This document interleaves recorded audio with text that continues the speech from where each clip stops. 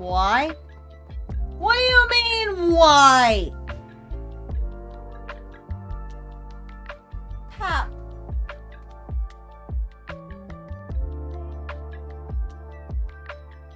Why are you like this? Why are you like this?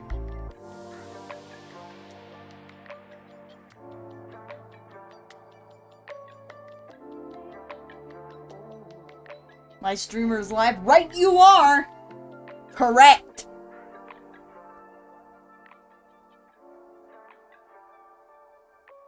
And so long I've missed the chaos. Yeah. I don't know how much chaos I'm gonna bring. I feel tired. I'm tired. Hello, friend.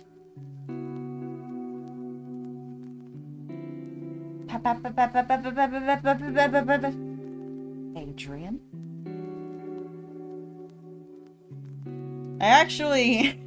I originally was gonna just skip going live and play more Minecraft like I did for the rest of today. But then I saw that the server's not connected. Because I think they're like debating on whether or not to remove some things to prevent further crashes. Hello, Lee!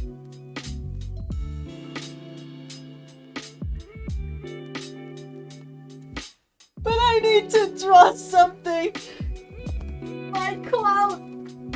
My Twitter clout! Oh no! My Instagram's dead.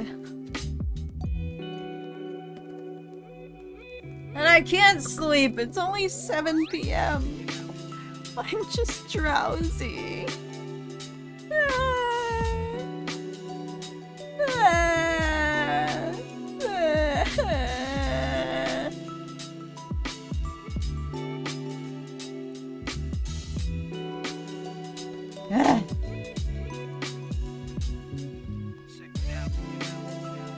You know, I wonder if I should even have that sub-goal thing anymore, cause it just keeps like going back and forth. It's never like accurate.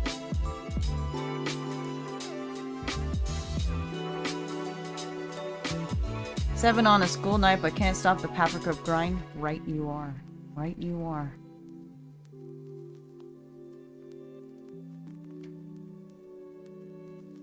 Why are you awake? It's 7 p.m!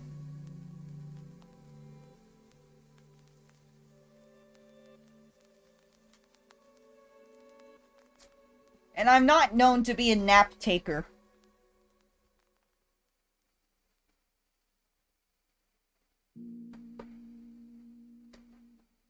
Perfectly normal to sleep at 7? That's like when grandparents sleep.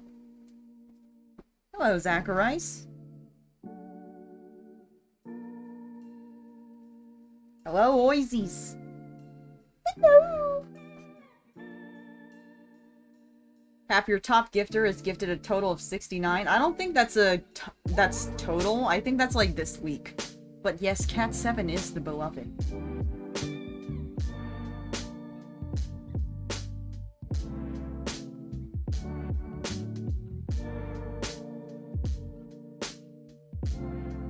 You calling me old? Yep.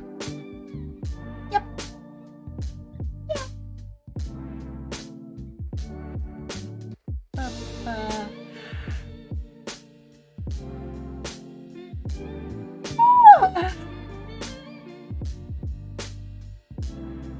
Sleepy moment.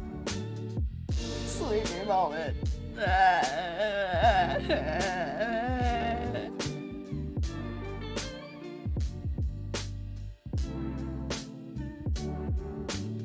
You know, I actually didn't even catch Quackity's stream today. I mean, I saw it go live, but I was like,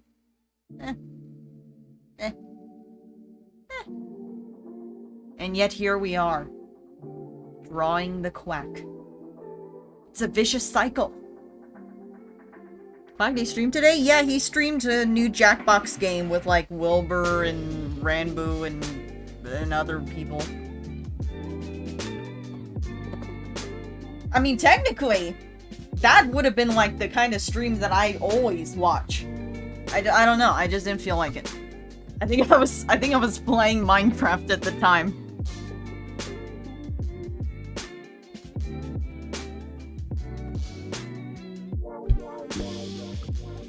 Hello, Sunday.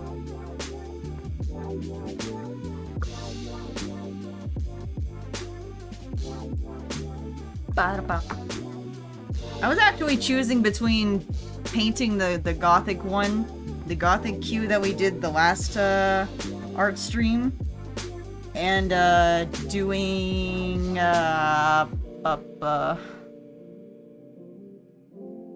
and doing this, basically.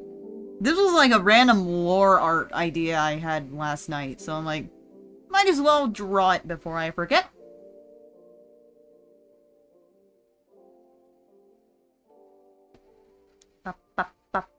What, did Ranboo say fuck or something?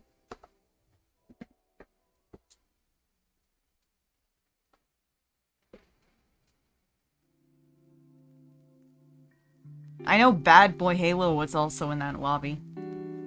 Maybe there was a Ranboo bad interaction. He's like, God damn it, Bad Boy Halo, you dumb fuck rat muffin fuck.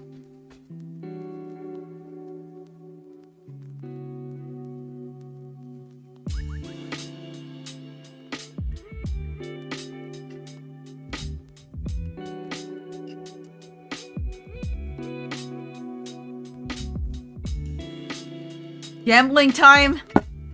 You disgust me, chat. Okay. Okay. Run the prediction. Are there any mods here? No, Streamlabs is the only mod. Okay, I'll run the prediction.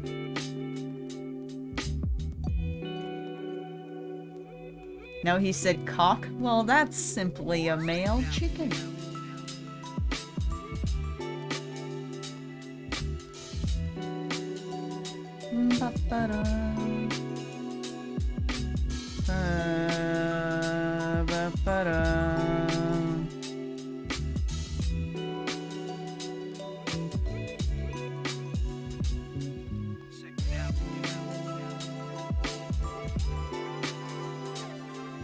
Place the bets!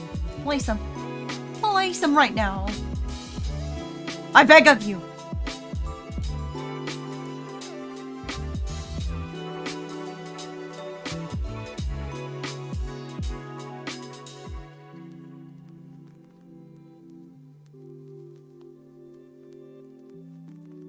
Oh wait, I forgot my sub expired. Oh, that's so embarrassing. That's so embarrassing. Yikes. Ugh.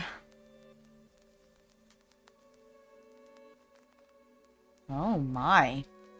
Oh my. What's up with that star division? I guess y'all are really rooting for one side of the coin for some reason.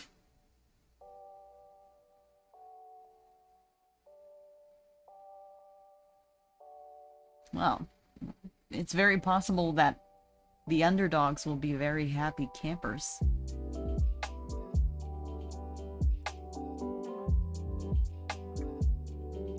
Yeah, there is a subscriber discount for September. Let's go. Let me look at the... Oh god, my veto tube. Put that down. Ba-ba-ba. What the hell? 10 votes for heads. 13%. 10 votes for tails at 87%. Which random rich person bet everything on tails? Well, we'll see. We'll just have to see.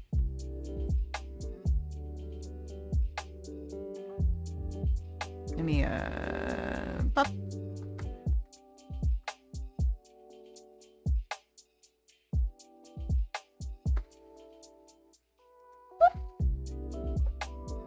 And the answer is... Oh dear. Oh Oh, wow.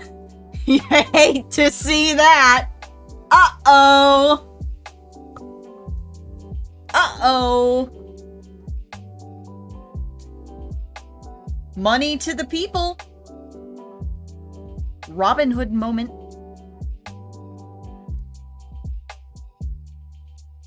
Ba, ba, ba. Who liked that one?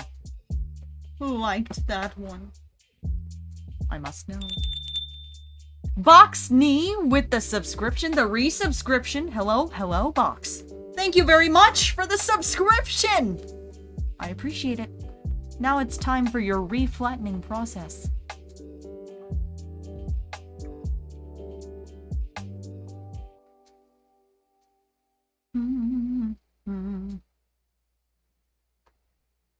Planning to make a VTuber wish me luck. Oh, you reminded me. I have to look at this kind of guide thing.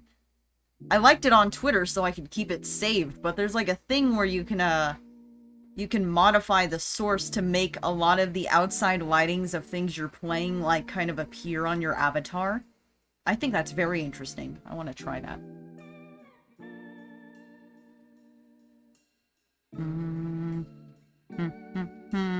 Bop. Ba ba ba ba ba ba da. Ba ba ba ba da. Ba da. Let me move my mic. Check. Mic check. Whoop.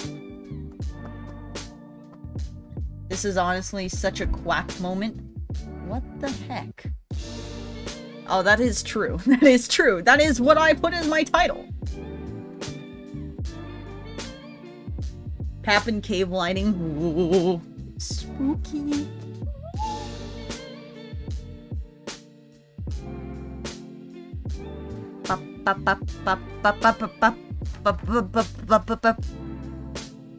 Yes. What are you drawing, Pap? I'm kind of I'm drawing the scene when Quack saw that Dream wasn't there, even though I mean technically he was there, but like he thought he wasn't there anymore. And then he like went to ask Sam, cause I feel like he's definitely slipping somewhat mentally. He's going into like really strong rage.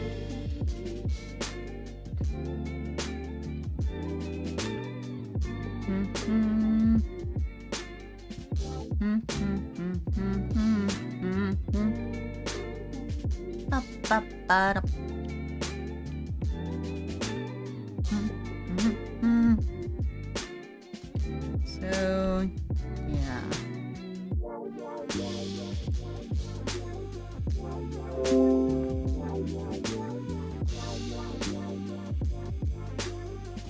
Oh god.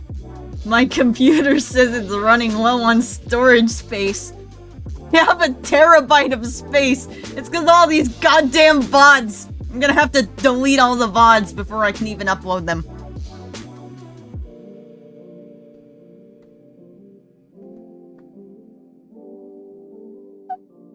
Oh well.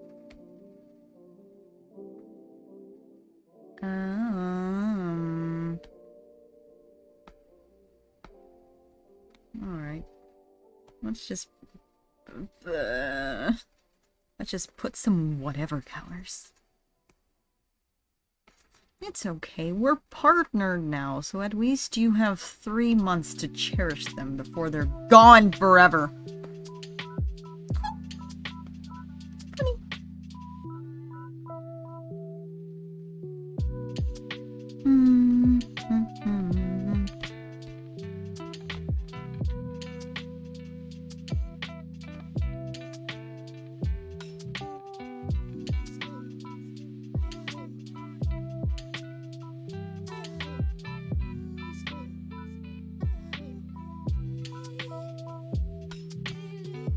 What origins do you think everyone would have on the DSMP? Do you think it would change from what they picked on the Origins server, considering like their canon personalities? Do you even get VOD money from Twitch? The only money I get directly from Twitch as, like, ad money.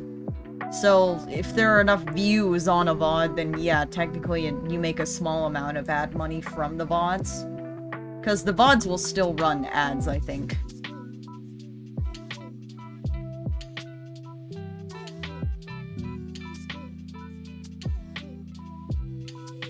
If you're asking, like, for YouTube VOD uploads, theoretically you could, but I mean, even if you had, like, 6,000 views, you'd get, like, $5. What the fuck? Oh. Oh, well, there goes this VOD. I mean, Twitch still automatically records the VODs, but I usually, like, record them separately to have it as, like, a file. But, yeah, they take up a ton of space. And it just stopped recording in the middle of my stream, because I assume I have no space left.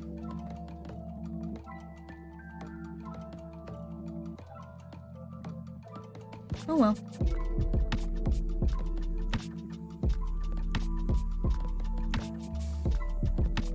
I mean, I can't permanently, like, delete the Omori VODs, but I'm pretty sure I'll delete a lot of the SMP VODs and, like, the art stream VODs. Just because they're kind of, like, replaceable, in a way.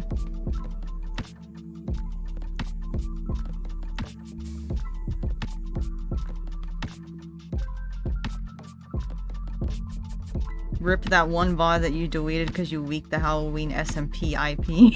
Yeah.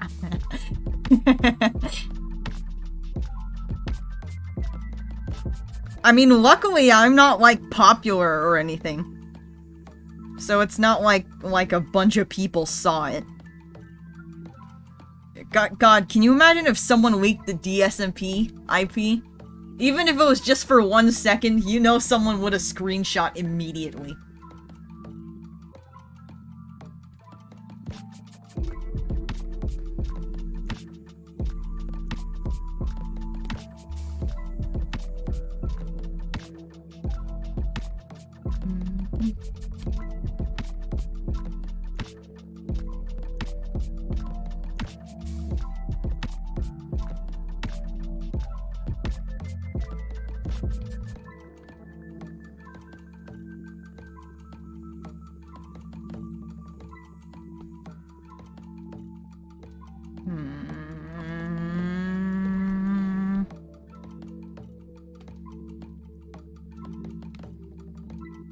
I'm in my not knowing how to color arc.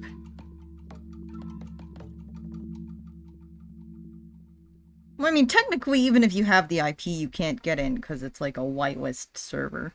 But I don't know. I think it would still be very annoying to have, like, have all these people trying.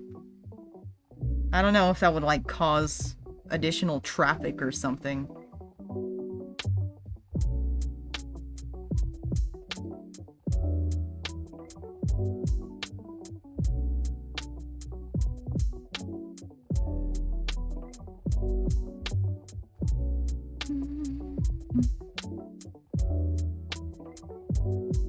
What the heck am I doing?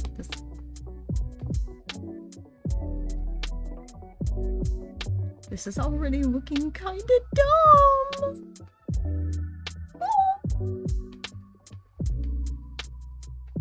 Anyway, the reason, on top of the kind of, like, really strong lighting I wanted to do, I also, I wanted this to be, like, a showcase of, like, his bones. Kind of, you know, that rage form that I made, like, many months ago, where, like, the skin and stuff burns away. Hello, Pap, going to sleep now, but thought I'd pop in and potentially fall asleep to your stream. We'll see. Hello, Poison. Yes, fall asleep. Sleep! Now.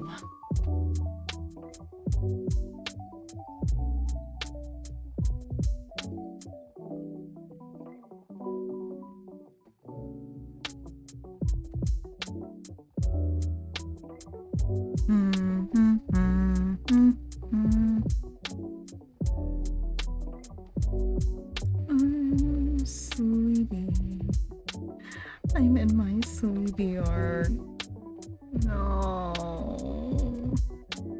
You know, if they end up... Actually, I don't know if I'm supposed to say what they're thinking about removing. But still.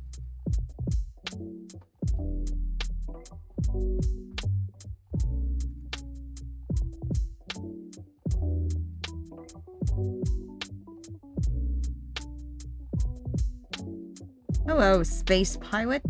Do we now have one mod on our stream?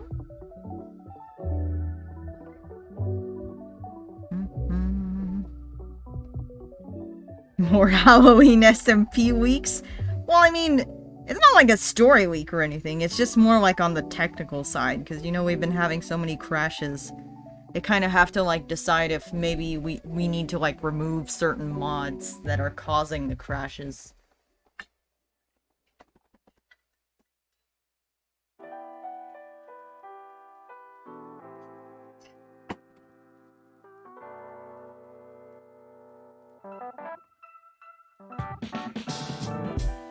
I'm definitely gonna change the color of this to, like, fit in better with the background later.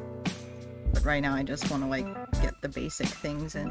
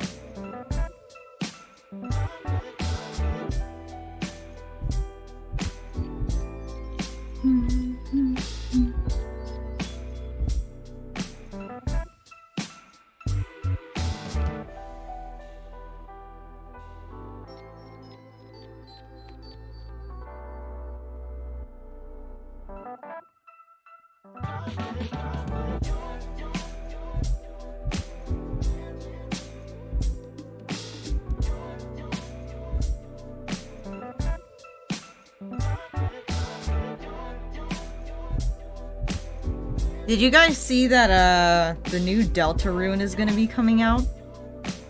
I think maybe tomorrow or something. Reassures me a lot to see that the really experienced artists also don't bother with neat line art if they're just doing it to completely render the whole thing. Yeah, I mean, what's the point of neat line art if you're just gonna paint over it?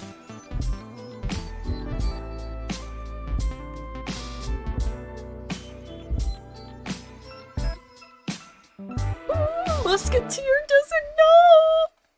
Yeah, they announced, like, a Deltarune Chapter 2. Actually, this thing we're gonna turn into bone. Or maybe kind of like a... kind of like cylindrical decaying effect.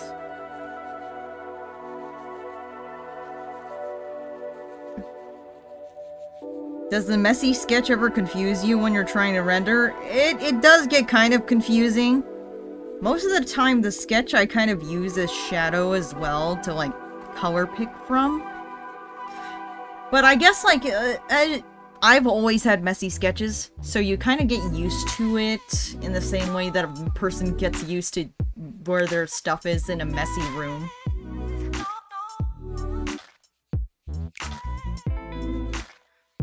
Pop jump scare! Pop jump scare! Jump scare moment. What? What?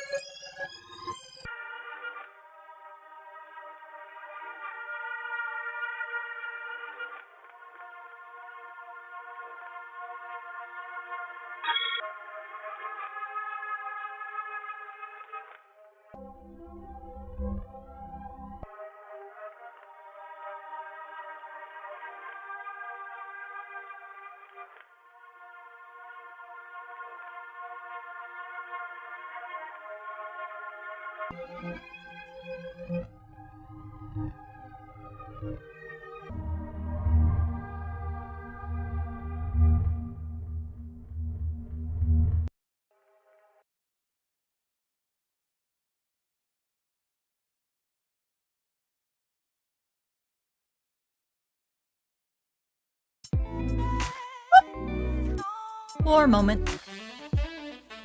War moment.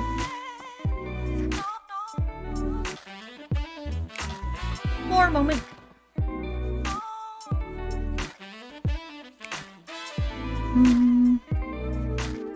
This image is kind of too dark. Probably because we haven't really introduced proper lighting yet.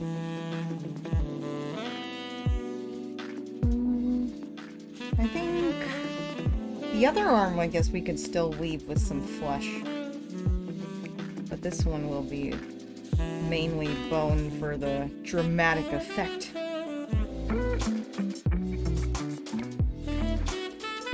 And then good old Mr. Shears. Ba, ba, ba.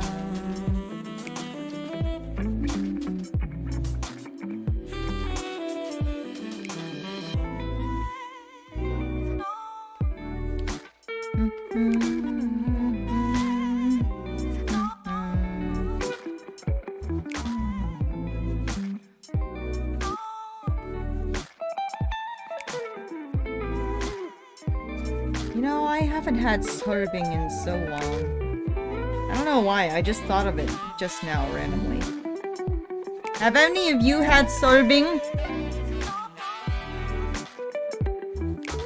It's like 팥빙수, but instead of ice flakes, it's milk flakes. No?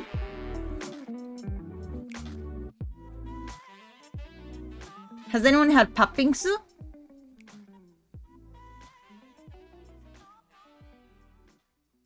Well, it's basically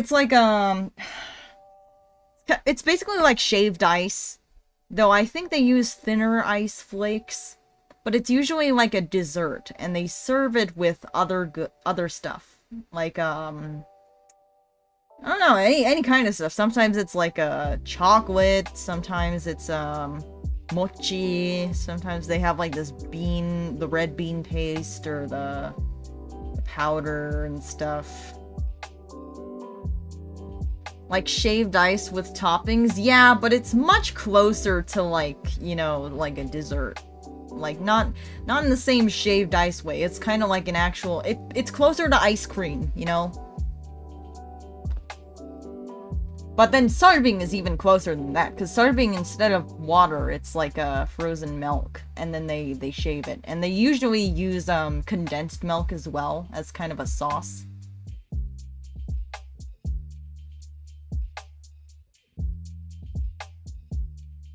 It's really good. I miss it.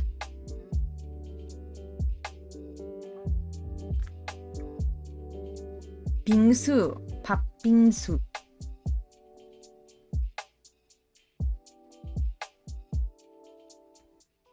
But the milk one's called sorbing.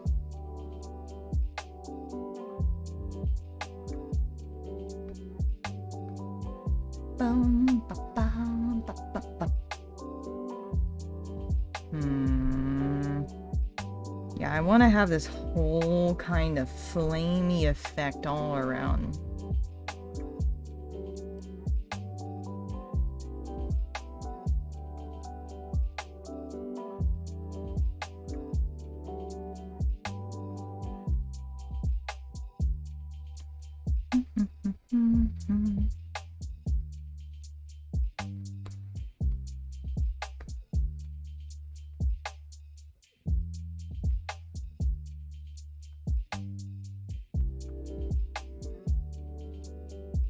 And then it's just very basic right now, but I want to do like a kind of burn away effect on the skin to like really make it look like it's inflamed, you know?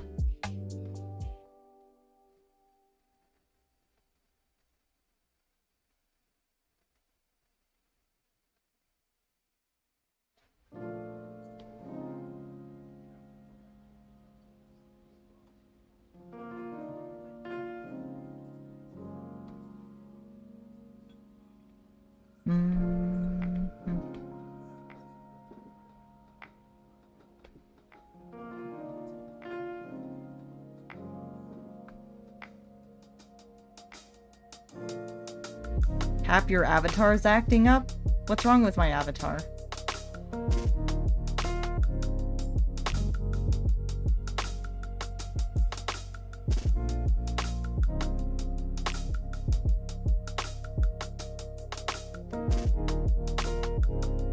Any tips on drawing blood?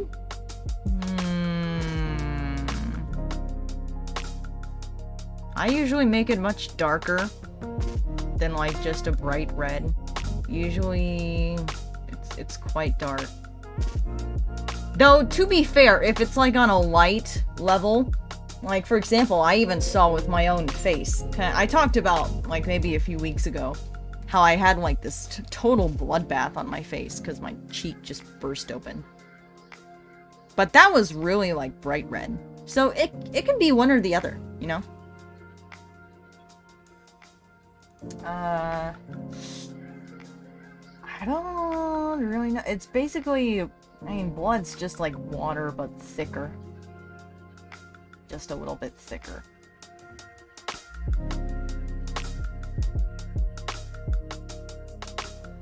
Did you drink blood? What, like drink my own blood from my face? That's kind of gross.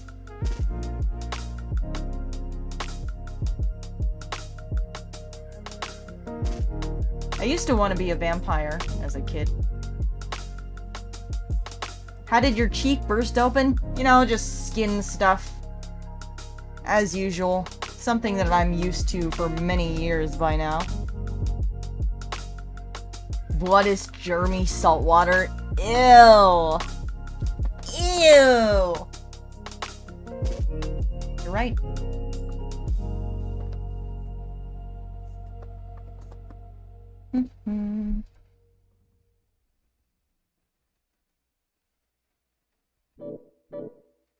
Yeah, that background is not it.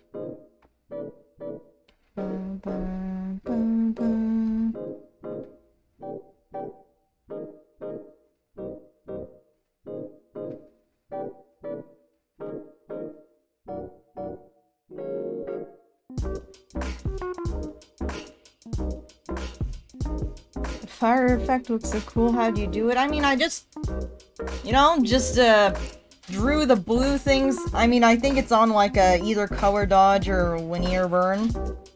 And I made it wispy by just like liquefying it around.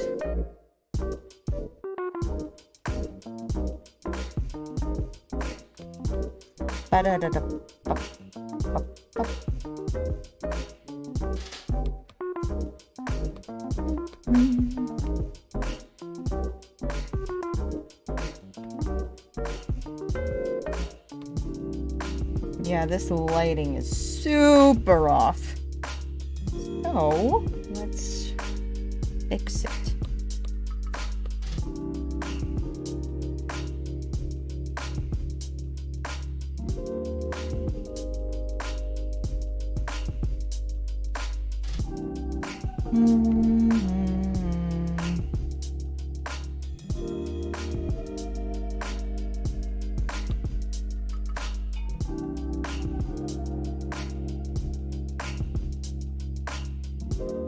Why is Wither Quackity kinda... JJ! Wither Quackity is literally just like a bunch of messy lines right now.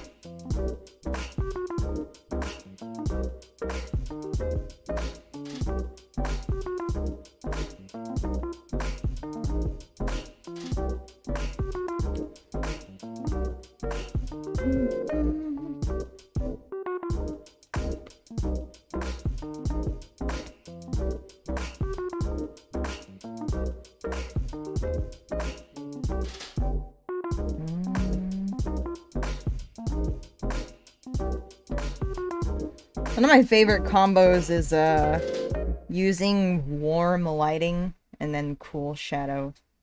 I learned that from somewhere, I don't know where.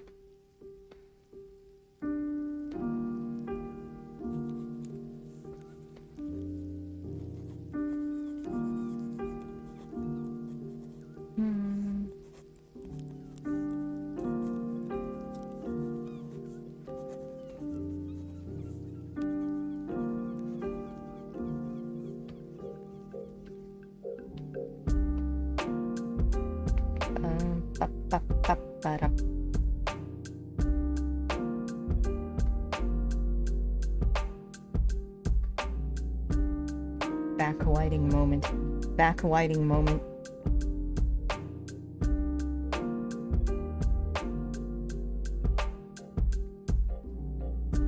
This is looking so good. Well, thank you.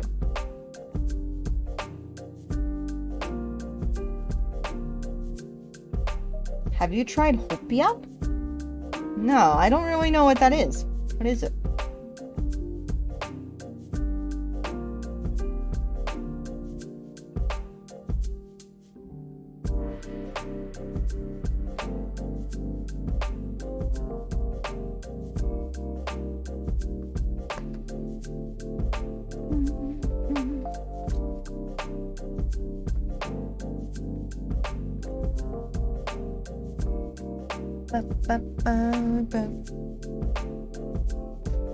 I miss Kahlua pork.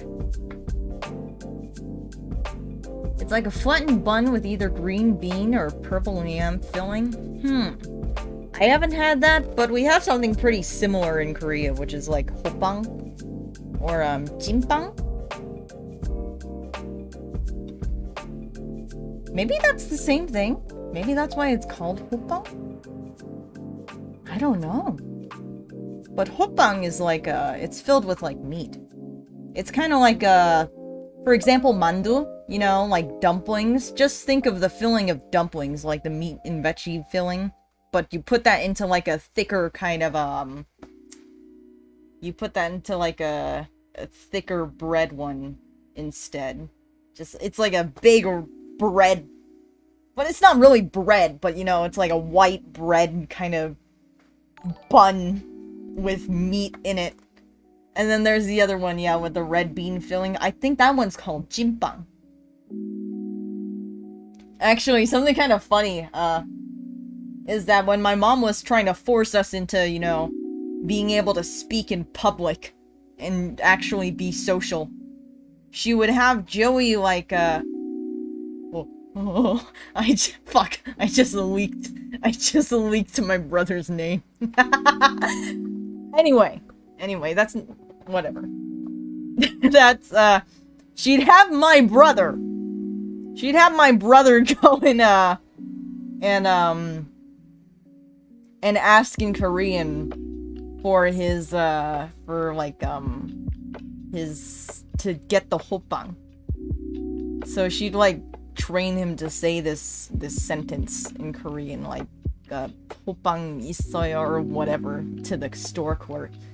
And then the store clerk is like, oh, we have jimpang, except, you know, they say it in Korean. But, and then he'd say, like, jimpang 싫어! Which is like, I hate jimpang.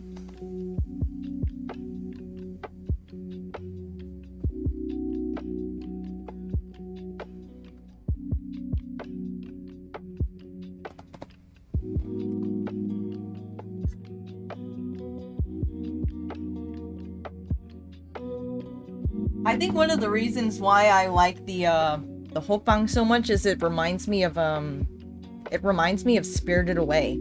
You know, that scene where Chihiro gets given that dumpling thing by Lin and she's just eating it. I wonder if that's a hoppang. It looks very much like a hoppang.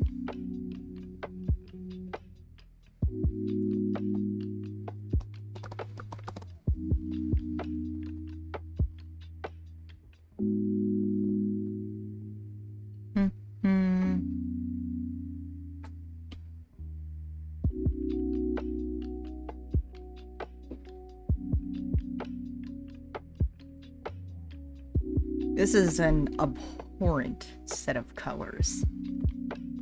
Disgusting.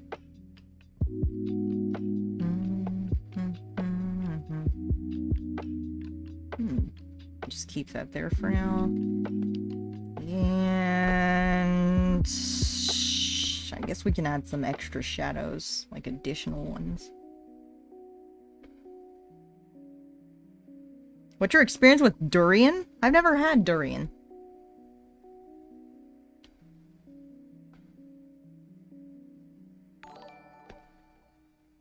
Have you tried apple strudel? I feel like I have, but I'm not completely sure.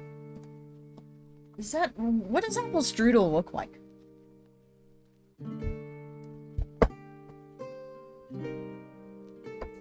Is durian like figs where they smell bad?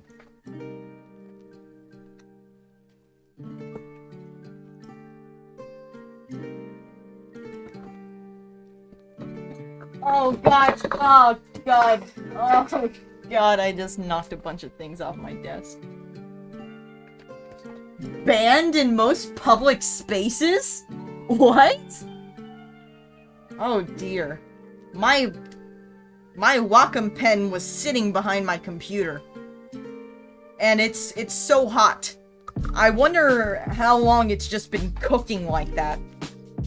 It may not be functional when I try to turn it on again.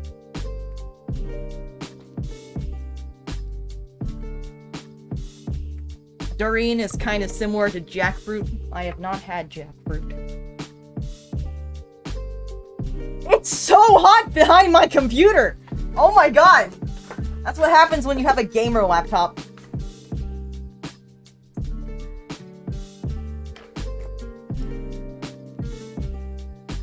Like a giant spike fruit.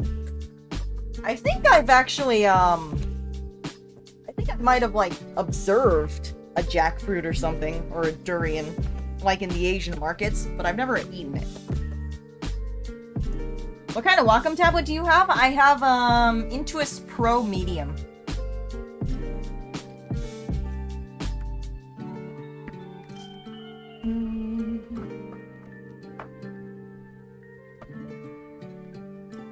Something I miss is guavas. I don't know if I've actually ever eaten a guava, but, I used to drink guava juice a lot in Hawaii. That was great.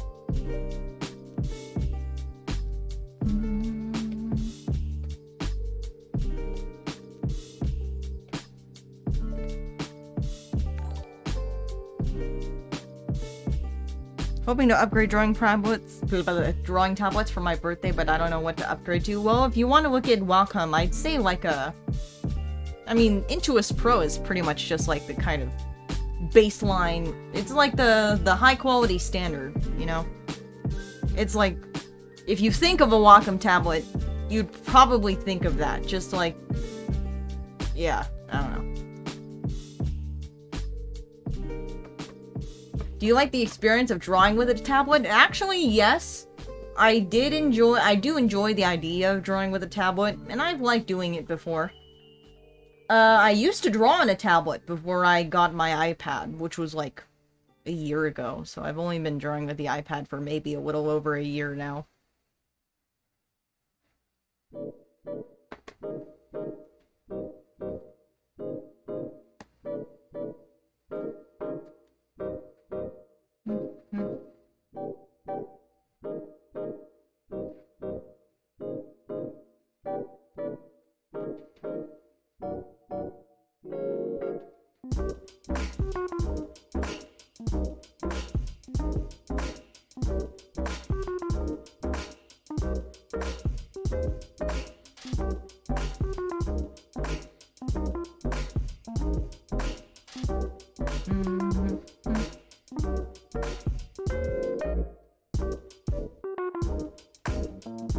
Have you ever had a cat? Yeah!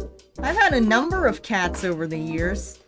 The earliest ones I remember having was a Siamese cat and a Persian cat. Their names were Yuna and Mr. Snuggles. They got sold pretty early on by my mom, because we had to move.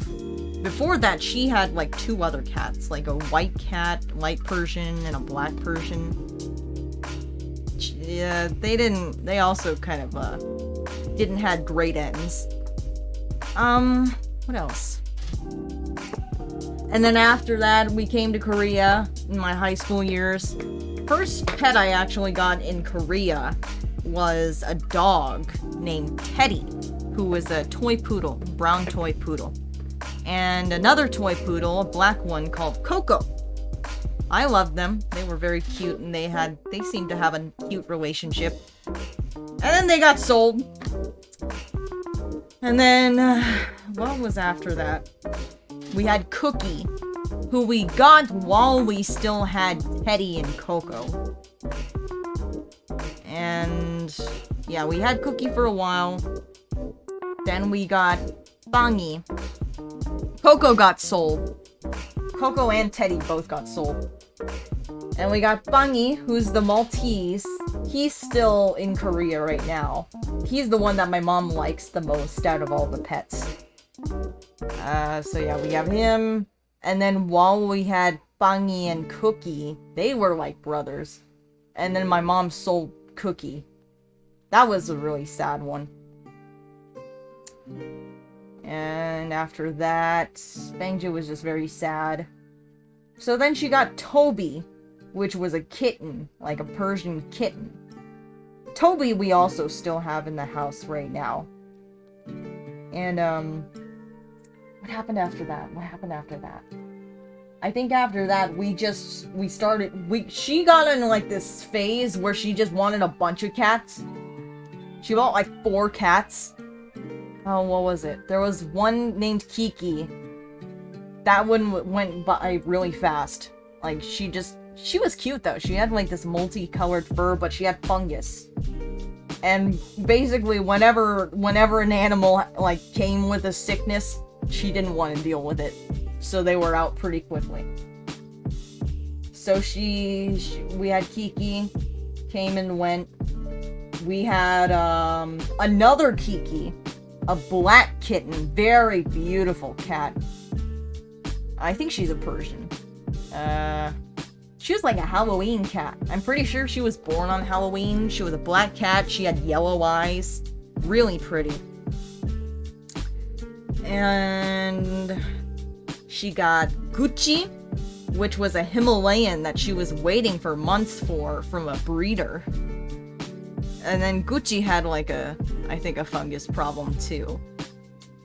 And she got Nachi. Nachi didn't have a problem. I actually loved Nachi. Like, I really liked him. He was probably my favorite cat out of all the cats we had at that time. But she just didn't like him, because he was too active, apparently. So he went. Gucci went. Kiki we kept for a while. And then she sold Kiki. Actually, she didn't sell Kiki. She gave Kiki to her friend. So Kiki's technically still in Korea. She lives in her friend's house. She's very fat now. And, Toby's still in the house. Mainly, the only reason why she didn't sell Toby is because he has, like, too many health problems now. She doesn't think anyone would ever take him. She still loves Bangji. Oh, yeah. And then eventually we got the other Kiki, which is our Yorkie. I love Kiki. She's my love. But, unfortunately, I can't live with her because she's in Korea. But I love Kiki so much! I just wish my mom felt the same. But yeah, as of today, Benji, Kiki, and Toby live in my mom's house. They don't get nearly enough attention, in my opinion. I wish I could take them. And then the one that I showed, Pico, is my dad's dog. Since I'm in my dad's house now, here in America. And then there's his other dog named Taco, who we actually had while he was still living in Korea, and took him with him. So yeah, I've been accustomed to a number of cats. Actually, in the new place that I'm gonna move to in like maybe 3 days now, they're gonna have a cat too. Like, one of the main reasons they wanted someone to live in was to help, like, cat sit their cat. And that's something I look forward to, because I love having something to pet. Your history with pets is depressing? Yes. Yes. We had some fish, too, but you can imagine how that went.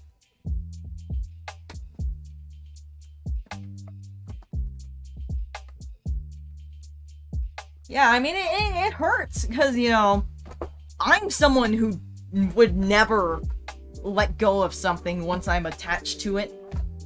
And then she's like the opposite of that.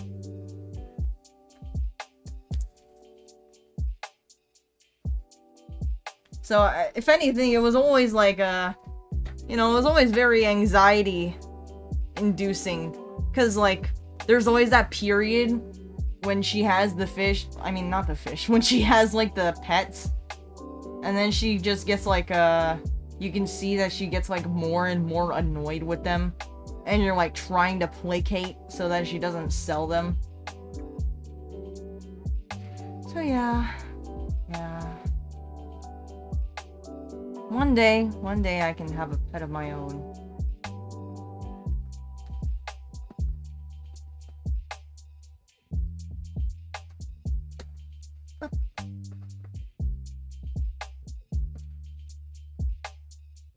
Oh my fucking god, there's a giant fucking big cricket bitch there. Ew!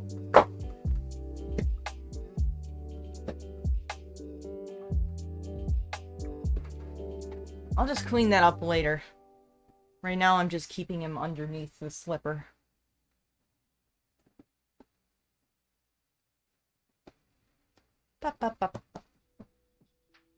Hello, Sarah in reality.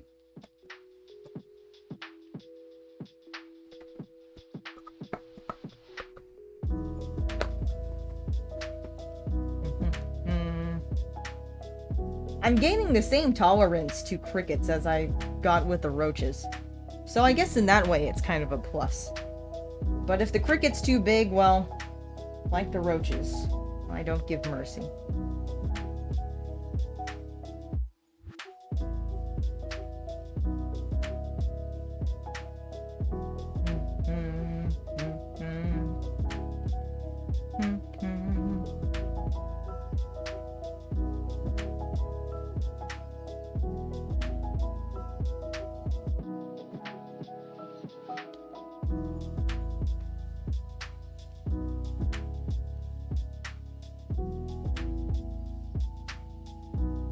Thoughts of flying cockroaches? I mean, I've lived with them. They're not good. Definitely not. I guess they're kind of in the same realm of crickets. Like, the bugs that I hate the most are the ones that have unpredictable movement. Cockroaches, when they're not flying, are semi-okay, because even though they go really fast, at least they kind of run in a direction. But, you know, crickets, and trust me, I've seen them. I've seen their patterns by now. Once they get spooked, they just hop in, like, a bunch of directions. Well, they go crazy. They don't hop in one direction for speed. They just hop everywhere.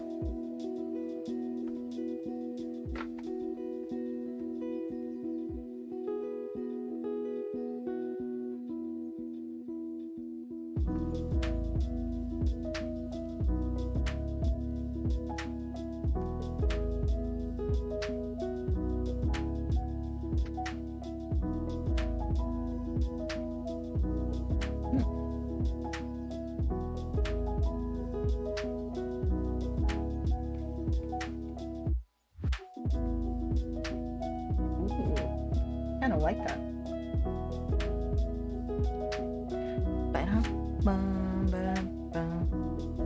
My cat decided that she will defend me from cockroaches, so I'm fine. The only problem is that she proceeds to try and eat it. I wish my dog would do that. Apparently my dog has no problem trying to murder rats outside in the backyard, but it sees a cockroach, and it'll just, like, lie down and stare at it. And it won't do anything. Like, I even tried leading the cockroach towards my dog's mouth, and she just kept looking at it. She didn't do anything.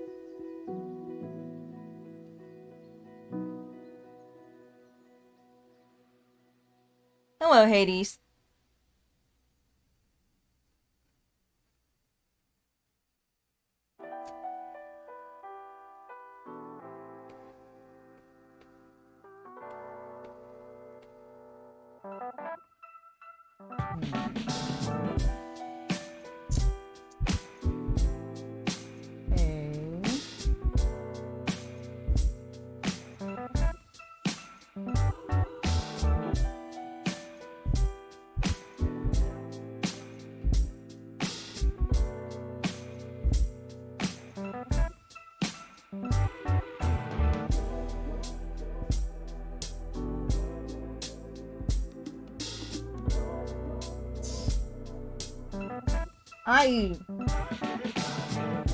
Something needs to change about these colors once we figure it out.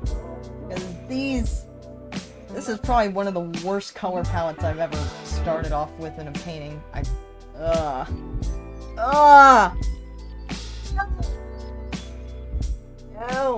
Ew, nasty.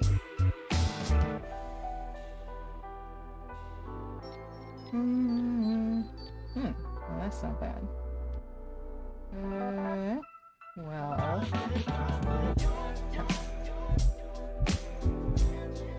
I think... maybe a combination of these two.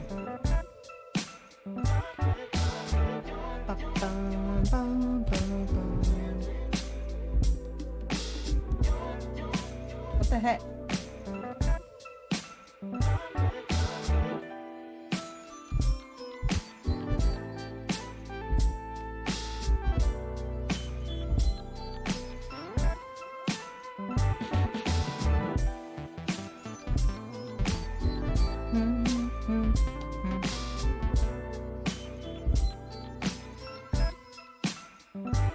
Hello, monster.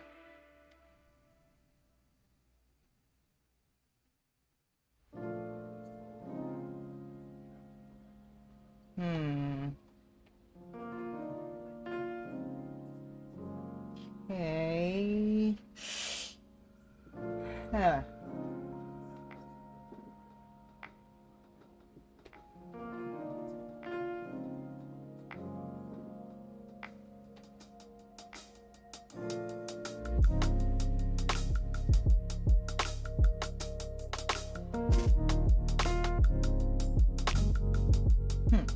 Oh.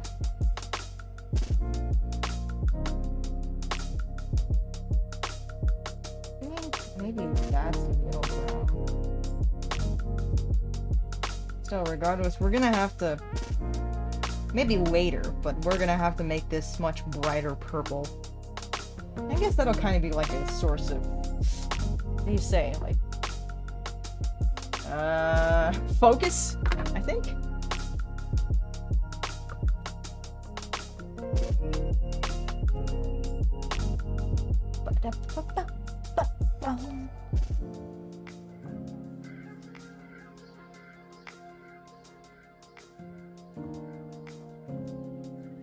Finally, we can get to the stuff that matters. I really gotta, like, make it so that I just make these, like, get to this stage before I go live. That's the good stuff. What's the context for the scene Quackity's in? During the last war stream, there was kind of a scare that Dream escaped. I think he was just hiding in the toilet, but they thought he legitimately escaped. And Quackity was, like, pissed at Sam. He even said he was gonna kill him. So, like, I kind of want to, like, capture that rage.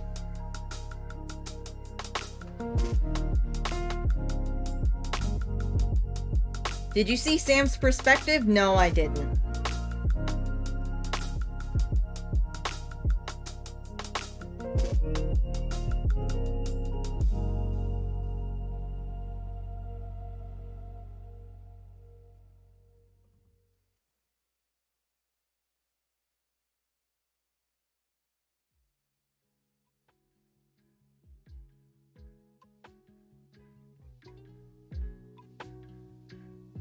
Sam POV was just a parent lecturing a child. Does Sam have, like, empathy for Dream or something? Or was he talking to someone else?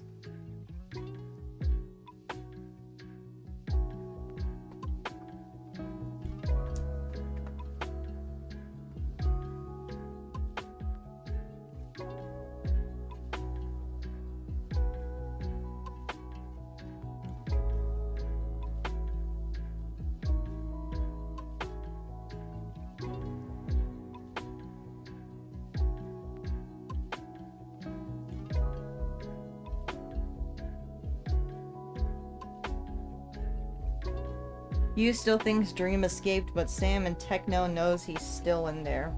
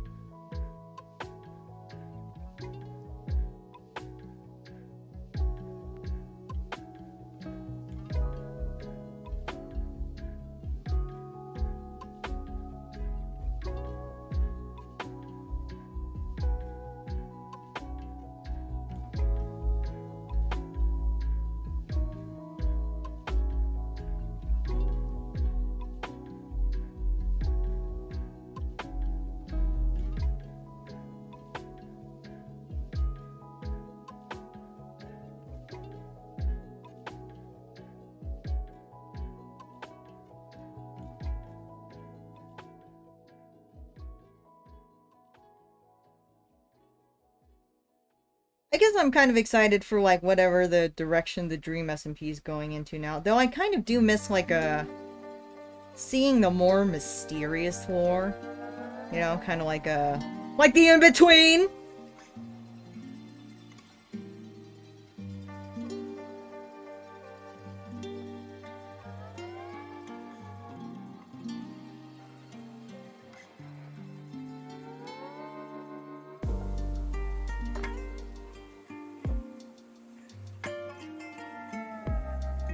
VH Canon Quackity is scarier than Canon Dream. I don't know about that.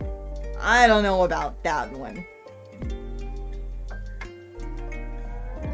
Maybe that's just the effect, because Canon Quackity has managed to scare Canon Dream. But I mean, when I saw Canon Dream back during the Exile arc from Tommy's POV, he was pretty hecked up.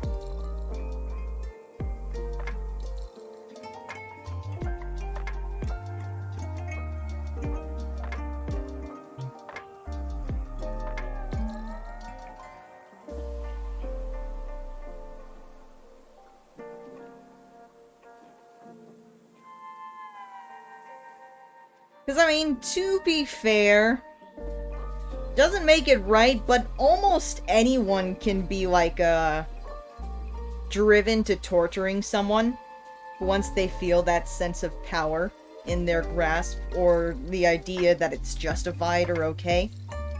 Take, for example, the Stanford prison experiment. That's a pretty famous one. It's a psychological experiment in which they got, like, these test groups, and half of them were supposed to be the prisoners, and half of them were supposed to be the guards. Eventually, the guards just, like, started being completely abusive, and then they had to, like, stop the experiment because they were just going too far, just because they were in the role.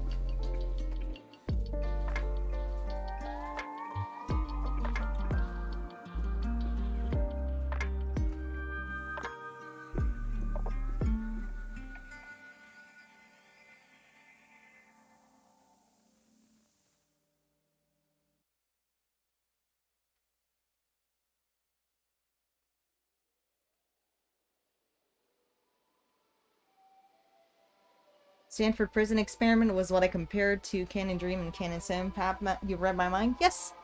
Pap knows everything. Pap sees all.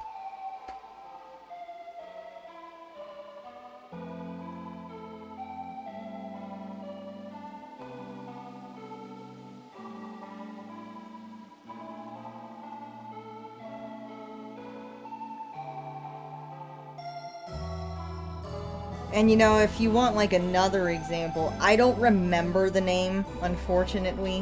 What is it? Maybe like starts with an M or something. The Milgram? Is it the Milgram test? Let me look up real quick. Milgram test. Milgram experiment.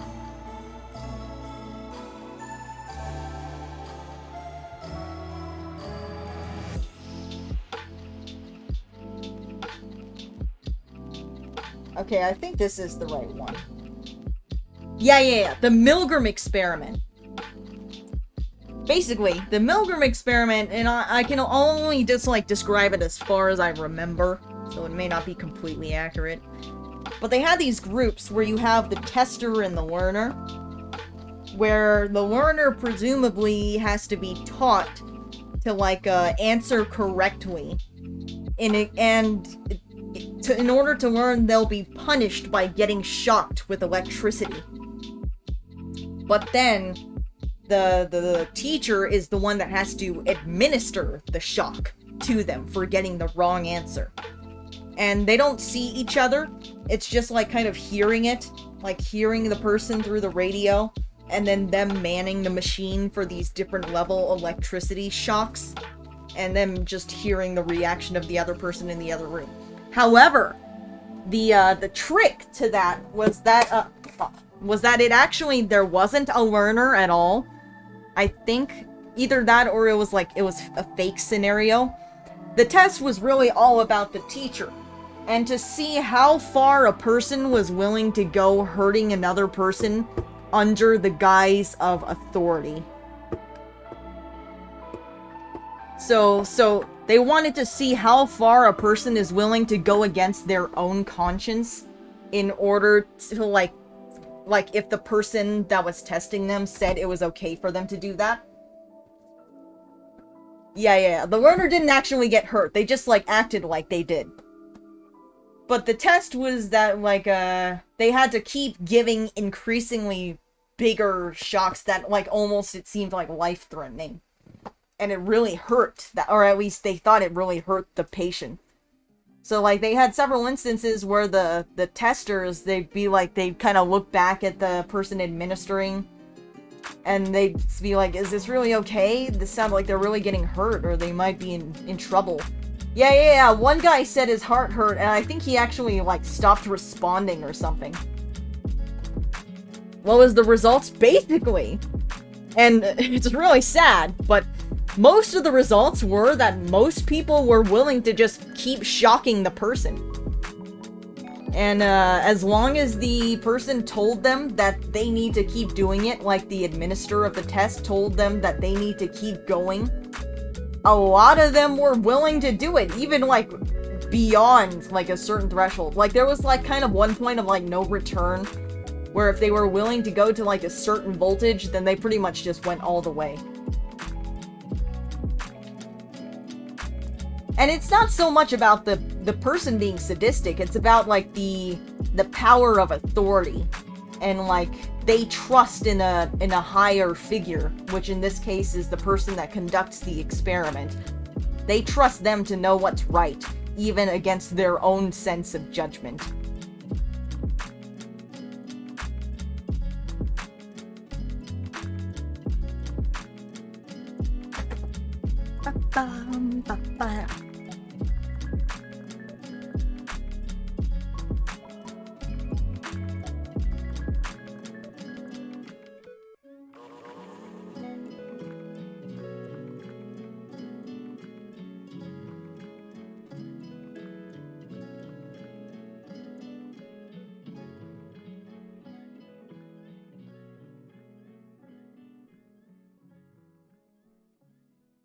I think a part of it was that they wouldn't be held for the damage they do. It might have been. I think another big part of the authority thing is the idea that, like, well, someone else will take responsibility for it.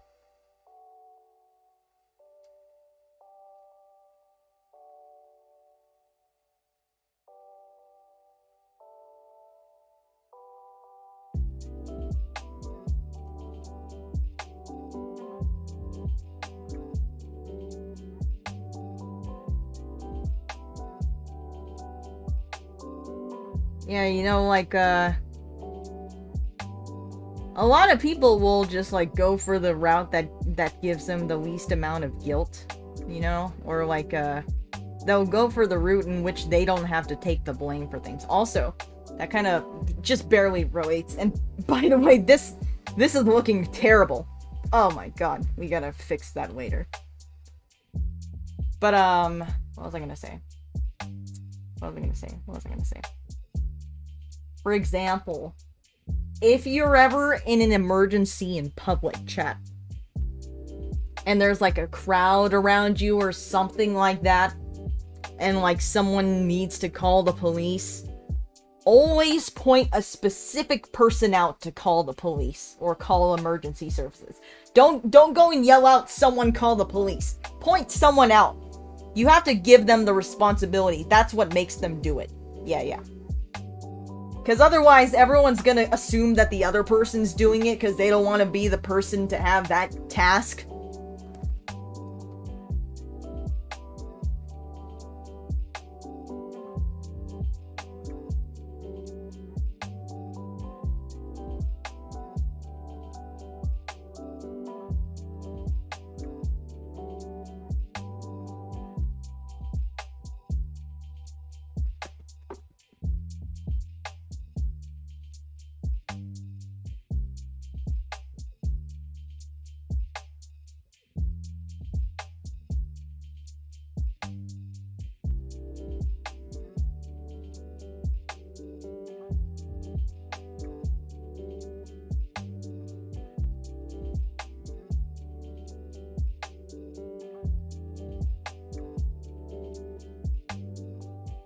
You'd be surprised how the bystander effect is so strong in people. Yeah, I mean, you know, I've seen all these true crime cases, and you have so many things of, like, the witnesses where they're like, yeah, I mean, I heard someone screaming right outside my house, or, like, I saw someone that was getting followed by a very suspicious person. But, you know, I assumed it was kids being kids.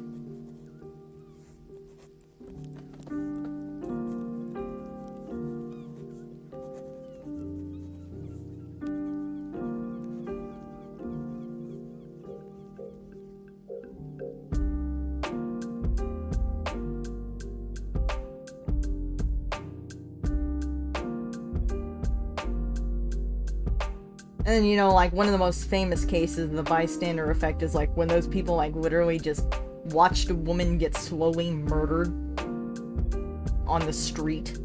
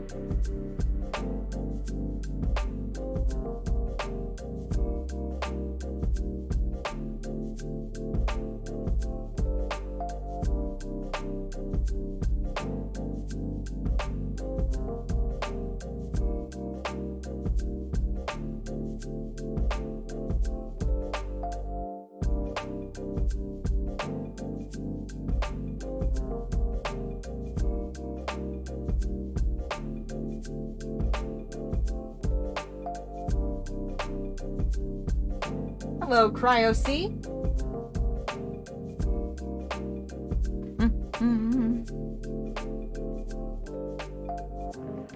My rendering's all confused right now. This is not a good day for the PAP community.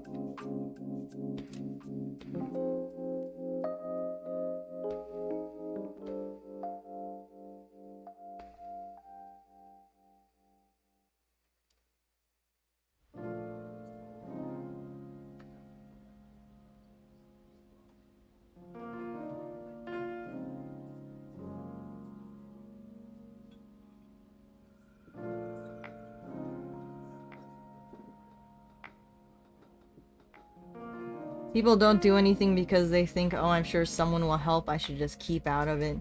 Yeah.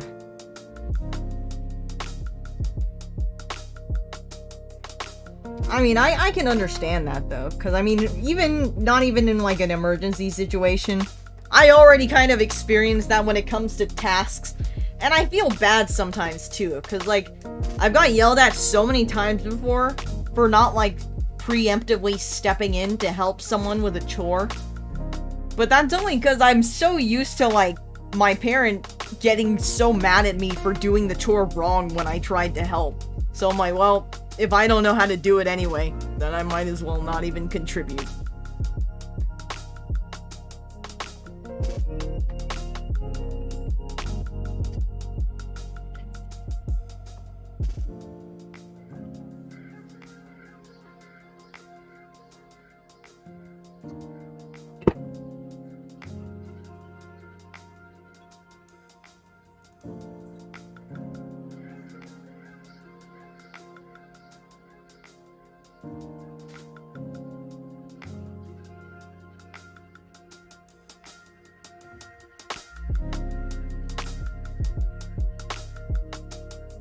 Like, I think one thing that even nailed that further home is that whenever I didn't do something, like, exactly correct, she'd be like, well, now I have to do more work because of you. I'm like, damn. Well, I guess I'll just never help again.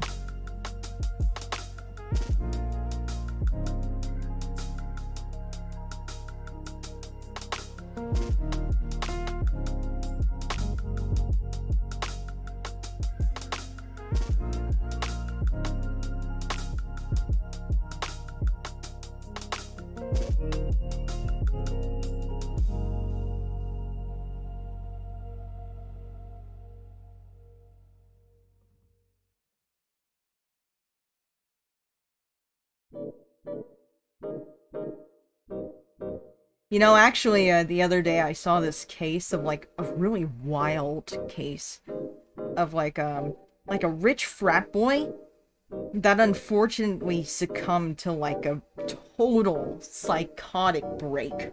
Really tragic, in my opinion.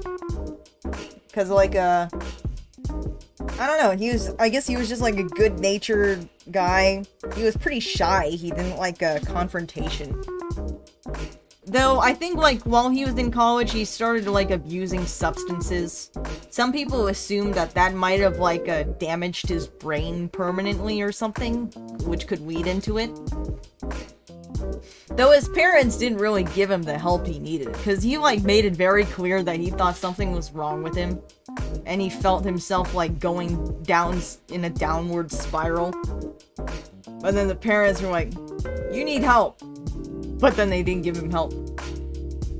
There was, like, one case where he even, like, he left a restaurant and he, like, broke into his own house and started drinking cooking oil. And then his mom just, like, drove him back to the restaurant. So, to be fair, the warning signs were there. They were there. Loud and clear. But eventually, I guess he, like, completely went downhill. And, he like ran out to this random lady's open garage because she just like chills in there and watches TV or something. And he started beating her up. And then this other guy, this neighbor, and thank God for the neighbor. Though, I mean, unfortunately, it didn't really help that much in the end. But the neighbor, like, he stepped in because he saw what was happening. And he tried to fight off the guy. And he got, like, stabbed in the neck. So he had to retreat. And then he called police. And then I guess during that time, while police were on their way, the husband came over. And then the frat boy attacked the husband and, like, mauled him. And then the most horrifying thing, and forewarning people who are sensitive, is that when the police finally came over, they saw that, the guy, the husband, was there. He was on the floor. The frat boy was on top of him, and he was eating his face. Like, he was pulling his cheek with his thumb, like, holding it out, and he was, like, chewing pieces off. He was like chewing pieces of his face off. Like a wild animal. And then he had like this crazy resilience too. Where like the police repeatedly like they repeatedly kicked the frat boy in the head to get him to release from the guy. And every time he like immediately just went back to gnawing on it. Like that was the only thing he cared about. And then eventually another policeman came in. And he brought like a canine. And the dog like bit the boy's arm. And pulled him away. And he just like, he pulled his arm back. In the dog's jaws. He pulled his arm back and took off like flesh and muscle from his arm. And he went right back to eating the face. And that happened several times. And then finally there was like a combination of the dog attack and then the policeman kicking him in the head, where they managed to get him down a little bit. And they tasered him and he was still fine. He was like a absolute wild animal. And then they even like there was one point when he was finally subdued, and he was like crying out to the policeman like, please kill me, I'm eating humans, please kill me. And then like after that, your stream's gonna get age restricted. Oh god, oh no.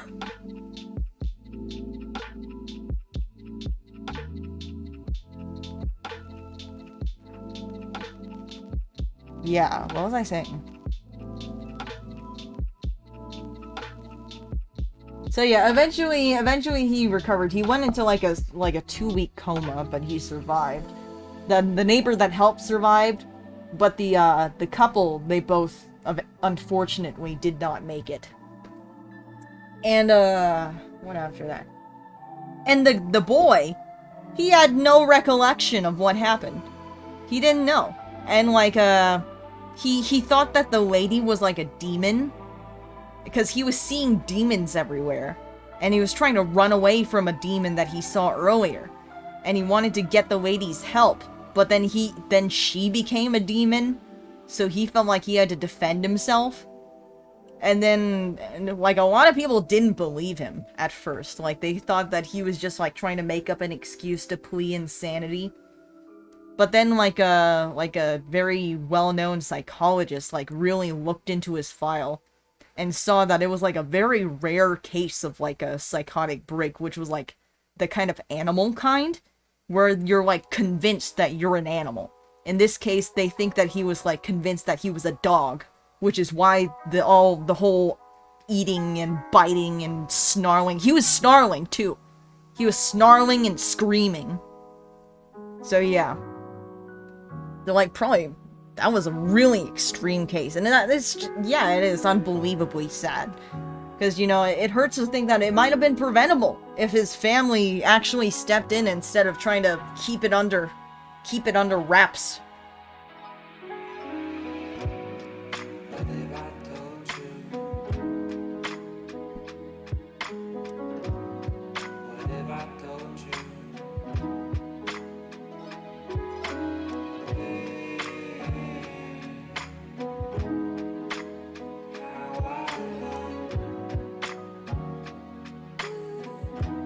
You know, the saddest thing about it is that the boy actually, he went to school.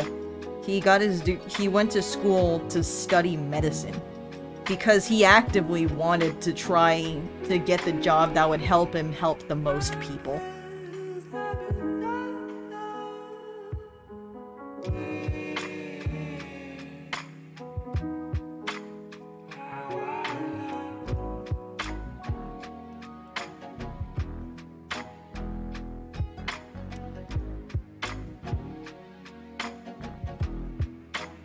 I don't know if that's really going under the radar, though. I mean, man said he felt like something was wrong with him. He said a lot of suspicious things, like saying, like, I'm half horse. I'm half dog. I'm a horse dog. He said, like, one time he said, like, I have to test my immortality, and tried walking into traffic. Literally went home, drank cooking oil, and then his family's like, man, you gotta stop embarrassing us.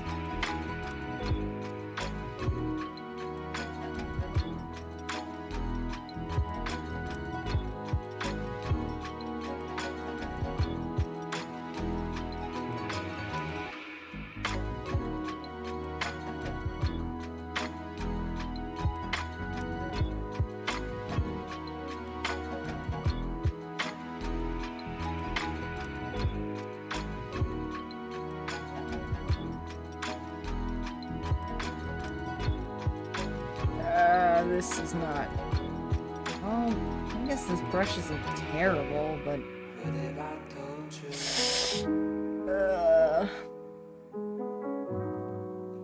I told you?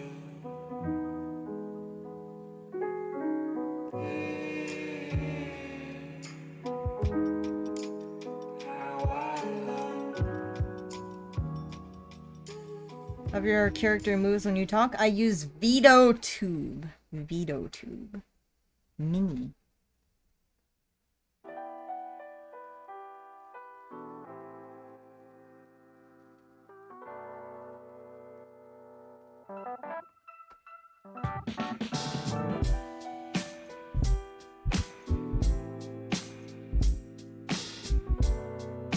You know, Sarah, in reality, in that case, though, I mean, if it's not illegal, there's nothing that they can legally do, is there? I mean, I guess they can, like, recommend psychiatric treatment or something. But it's kind of like, you know, like when you need to get a search warrant to search in someone's house.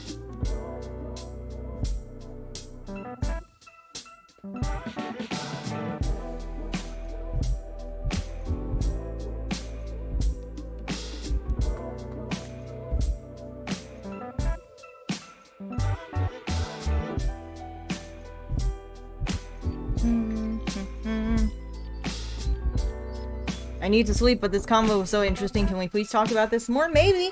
If it doesn't get age restricted. Sure. I like talking about this stuff. Though this is literally just me, like, relaying YouTube videos that I've watched.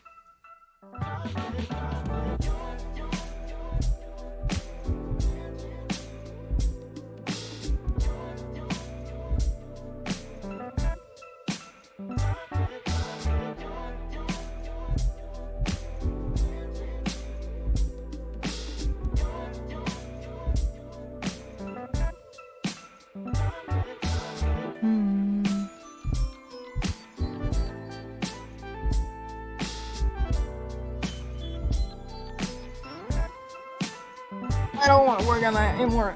Let's go to the face. Do you upload your streams on YouTube? Sometimes? Though I haven't done it in a while. I think I only uploaded like 3 VODs. But it's on my second YouTube channel. I see the sip! Little sip.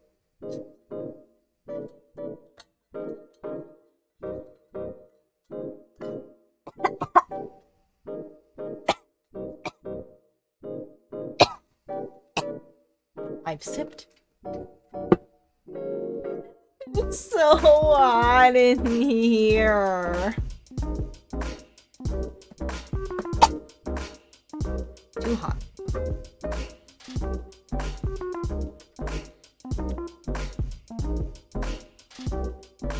Bum, bum.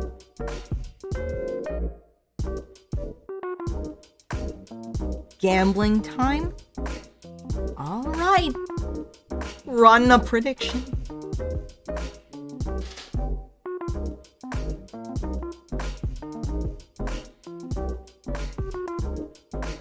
Bum, bum, bum, bum. Ugh, hairy eyeball.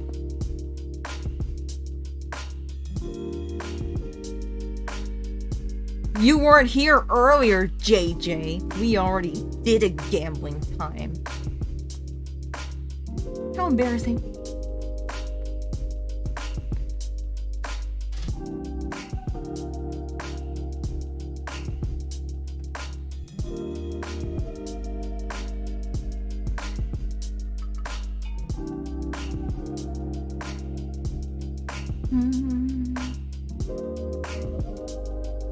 You know, something that recently made me a little bit sad is that I got a... You know how I used to be interested in, like, really interested in collecting adopts and stuff. And to be fair, it's not like I've stopped. I still like the idea of having adopts, it's just like I don't make them anymore, so it's kind of harder to get them. But, I was taking offers on one of the characters I had on Toy House. And an adopt artist that's, like, kind of pretty well known and usually sells them for, like, really expensive was offering me for like a possible adopt or like a custom in exchange for the thing I had. I'm like, well, sure, I'd love to. And then they didn't reply.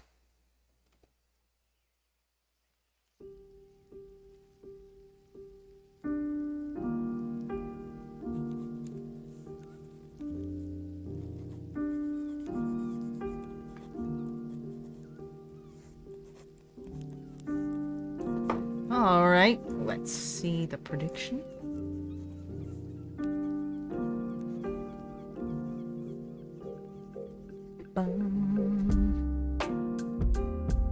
What's with all the Tails truthers today? 18% heads, 7 votes.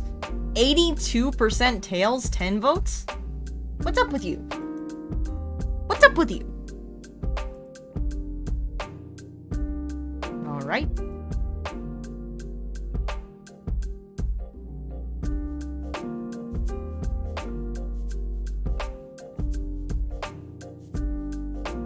Are you ready to find out? Let's go! Heads again! L. Imagine that. Yikes. Yikes. Ugh. Wow. Uh-oh. Who likes that one?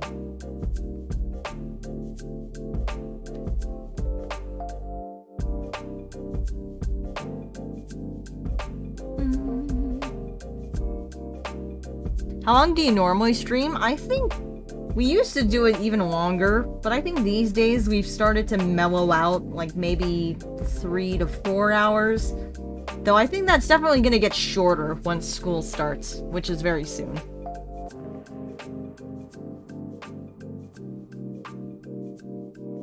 I don't think today I expect to stream that long either.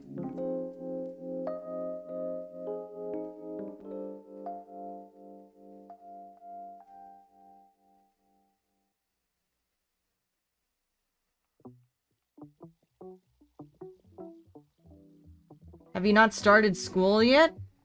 Well, I basically, my university runs on the quarter system. So they start much later than, like, semester systems.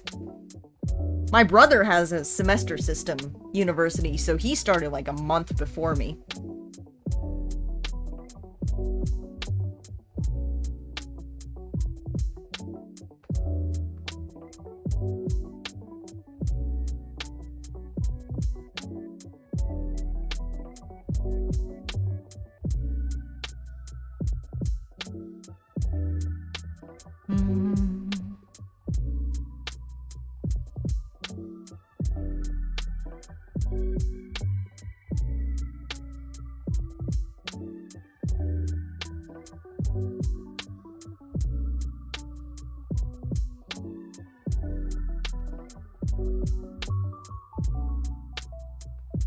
I've done quarter systems, wasn't a fan? Yeah, I don't know.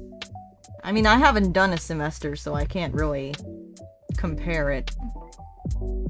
I guess I think semester systems are technically more relaxed, because, you know, it's only 2 semesters, so they can just cram it all into the 2 semesters, but quarter system, you have 3 quarters, so each one is, like, considerably shorter, so they kind of, like, have to speed run their course.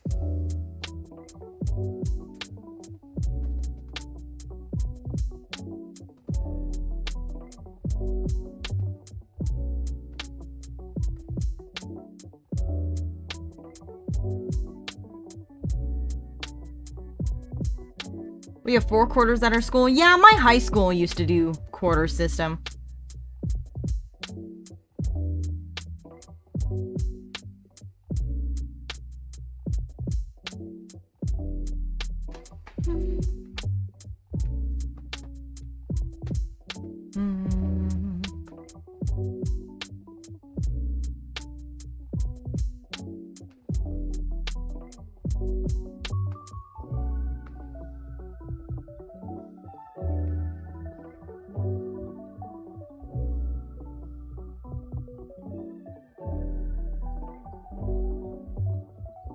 Yeah, my quarter starts on the 20th, but instruction starts 23rd.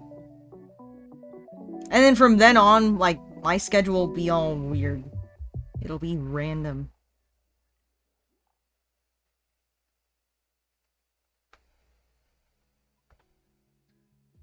I'm redrawing a thing right now and it's turning out really well. Nice.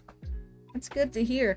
It always, like, feels very satisfying when you can, like, visibly see the different skills when you redraw something.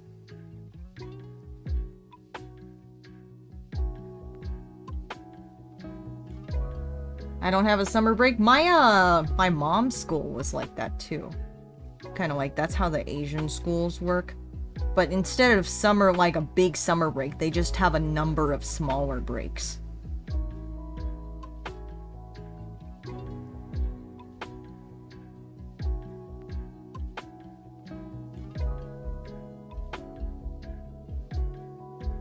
You know, actually, that might even be better. You know, I mean, I guess technically it does depend on your lifestyle. It might prevent you from, like, going on long vacations or stuff, but I mean, when you think about it, I feel like it would be better to have, like, just regular breaks in between your classes to, like, give that mental rest, but also prevent you from, like, forgetting everything during the summer. Lottery time moment. Lottery moment. Boop. Run the prediction.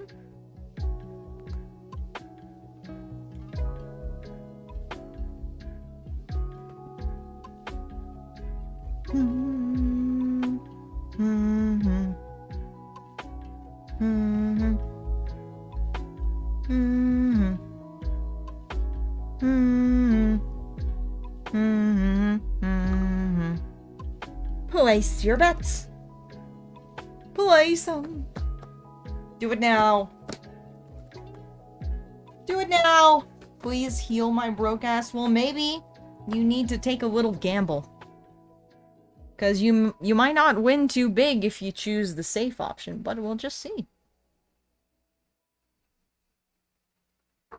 Who's a lucky number 7 truther? Who believes in lucky number 7? I voted 1 star for 7. Ah, real gambler.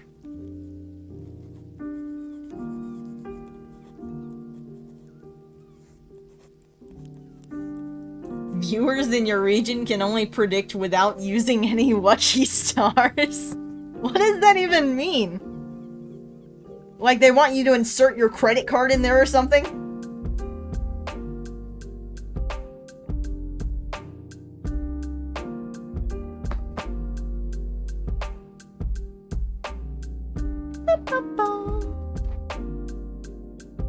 Win it all. There's a place you gotta be. 1,000 links beneath the sea, and it's waiting over here for you and me. Ba, ba, ba.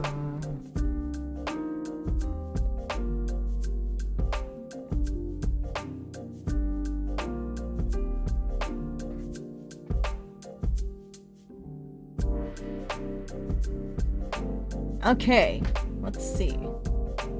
Lucky number 7, 23%, 10 votes. Anything else? 13%. Wait, no, not 13. 77%, 13 votes. Also, Snappy with the raid. Thank you very much, Snappy. Thank you. I appreciate it. Thank you. Thank you. I hope you had a great stream. Were you on the server or something? Regardless, I hope it was great. Welcome, Raiders! You've come in right where I'm about to decide the fate of my chat. If they will become rich or enter poverty. What do you think it's gonna be, chat? What do you think it's gonna be? Oh no! Let's see. Let's see.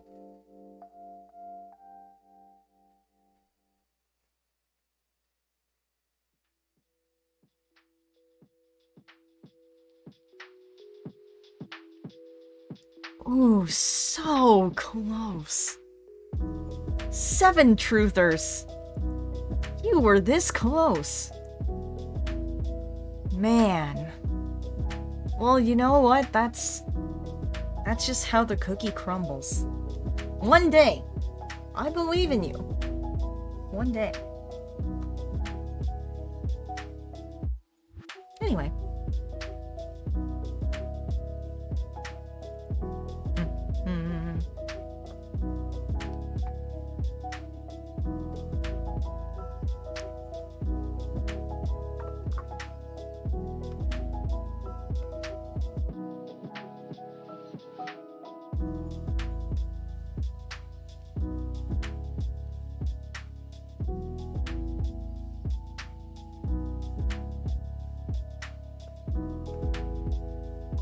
I feel like I'm in my really bad painting arc right now.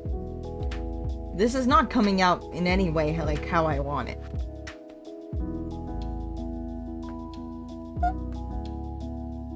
Kind of funny.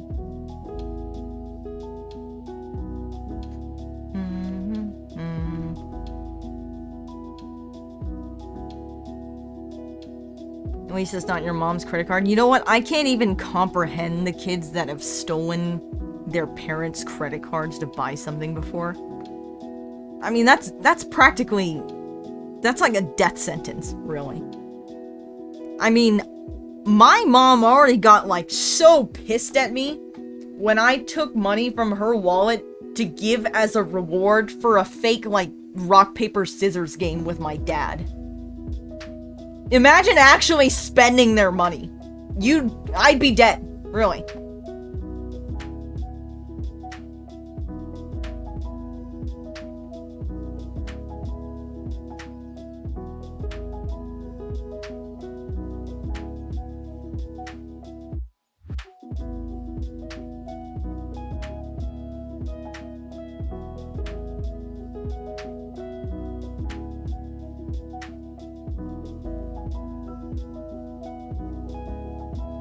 I traded my mom 2 $1 bills for a $2 bill. Wow. That's a good trade.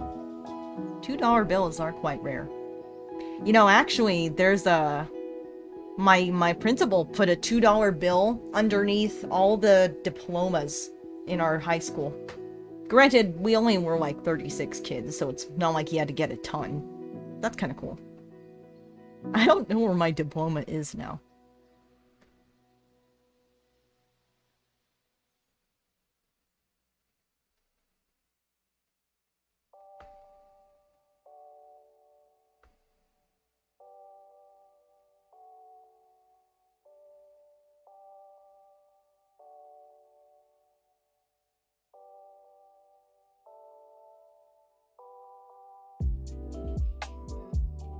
I'm Canadian, why do y'all got $2 bills? Is it true that the Canadian money is waterproof? If so, that's incredible.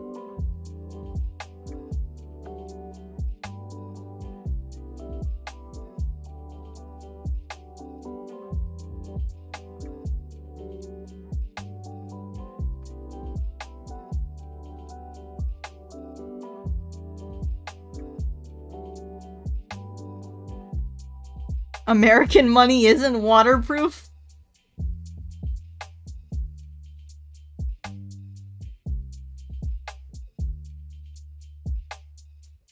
No, it's not. It's not. It's very easily damaged, I'd say. I mean, it's almost impossible to find a non-wrinkled up dollar nowadays.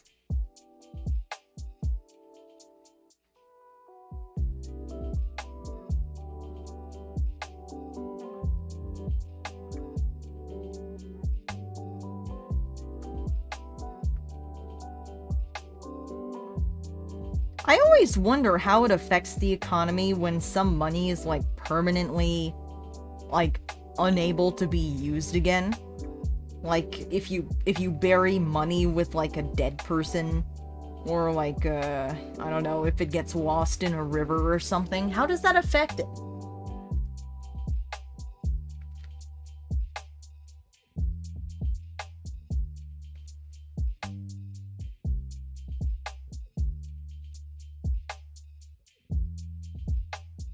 I remember Americans burnt their money when they were trying to sanitize them using microwaves. Oh no.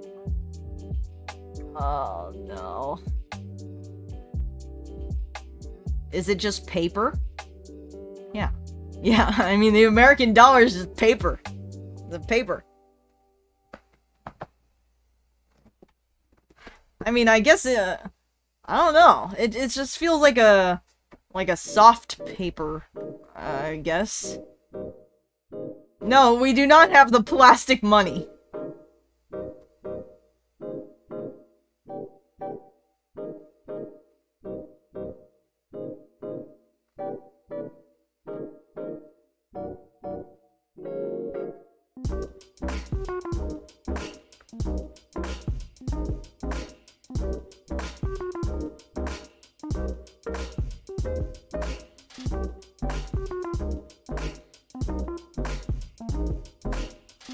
I mean, it would be really convenient if our dollars were like different colors, just like the Korean currency.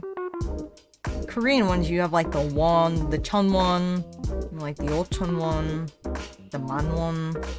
They're all different colors, so you can like easily pick it out from your wallet. And then you have like those 50-cent coins and stuff. Why aren't 50-cent coins normalized in America again? Why is that now like a rarity?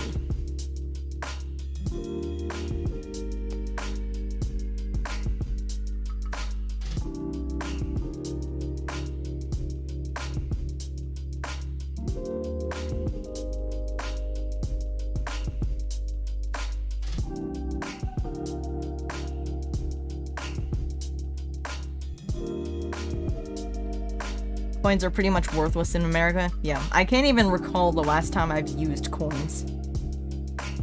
I don't even know the last time I used paper money, honestly. I've just been using my debit card for everything.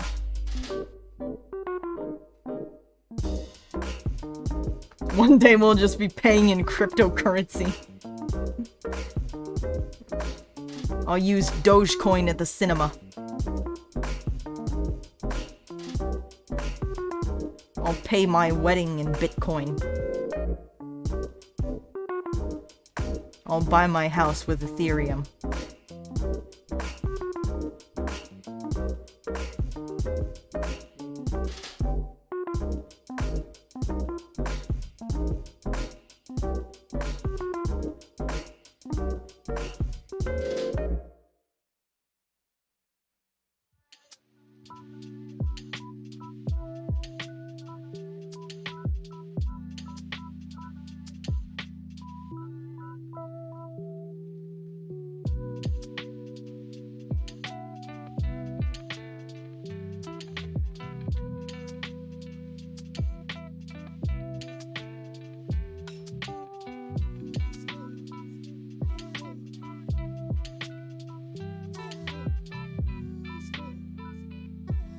I kinda like how this cheek looks, but only because I'm at a loss for everything else. Does anyone know why McDonald's Sprite is better than usual Sprite? Is there something they specifically do?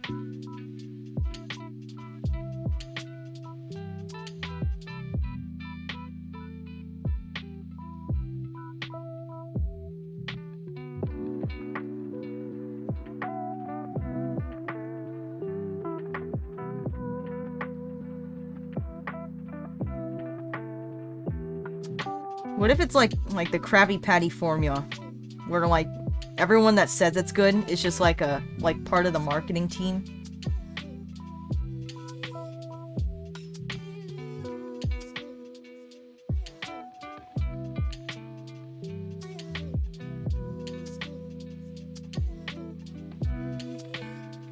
Who watched Super Size Me as a kid? Who watched that in their school?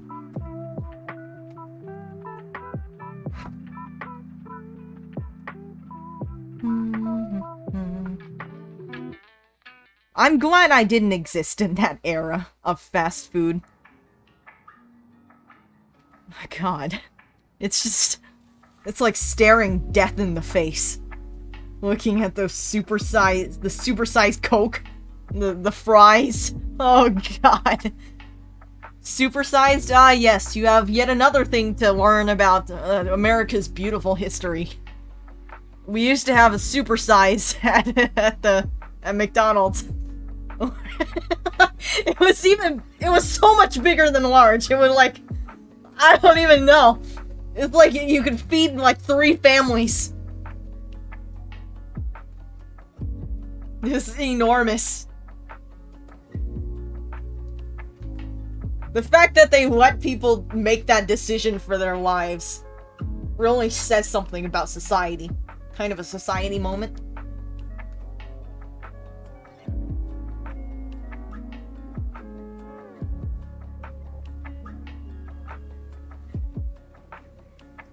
Basically, the movie was like, this guy was testing to see how unhealthy it really is to be living off of that much fast food.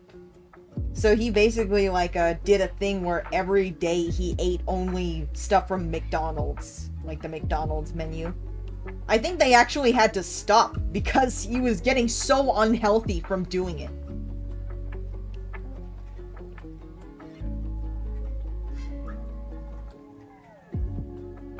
Let me see, it shows the before and after here. Oh, wow. He had a fatty liver. He gained 24 pounds. Cholesterol 230 in a month. 30 days.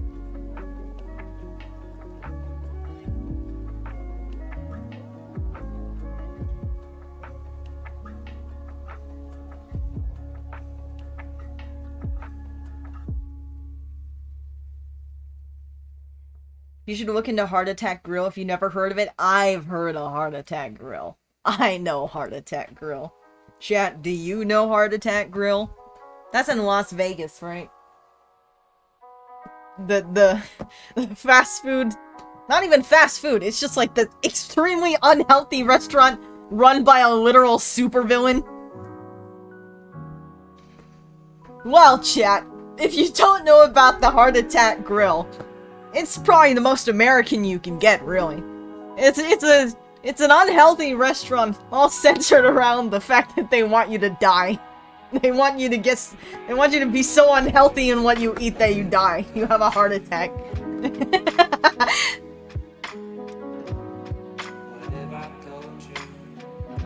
They have like, oh my god.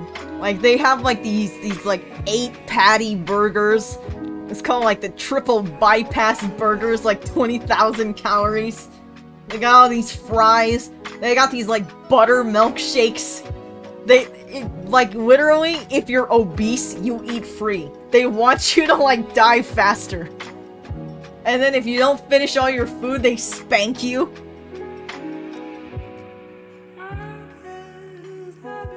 People have actually died at that restaurant too. Like, even one person that was like a regular and a friend of the owner. He had a heart attack at the bus stop in front of the restaurant. And you know what the owner did? He didn't honor his body, no. He got his friend, and he cremated him. And he got the bag of ashes, and he keeps the ashes with him in a plastic bag. And in an interview, he just plopped it on the table and was like, "This is my friend's cremation. This used to be a man with hopes and dreams, and now he's dead."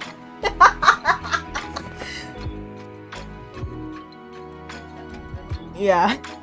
And you know, even to make it even further, the interviewer is like, "So how do you feel when people are literally dying at your restaurant?" And he's like, "I'm not gonna lie. When people die because of my food, that's great for business. I actually like it."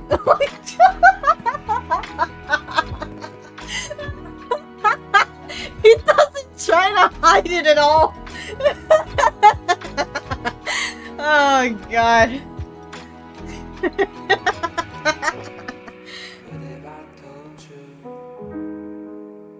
Does he keep customers' ashes? I don't think so. He just kept his friends' ashes.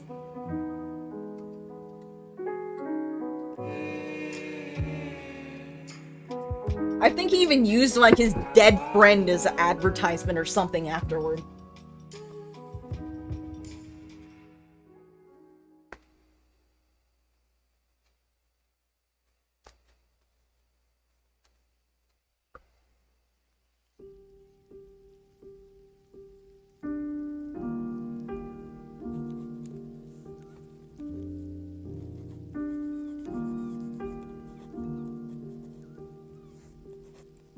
The thing is, like, the doctor guy himself isn't overweight. He's just, like, normal looking. But then he's just, like, trying to get all these other people to, like, die. I guess.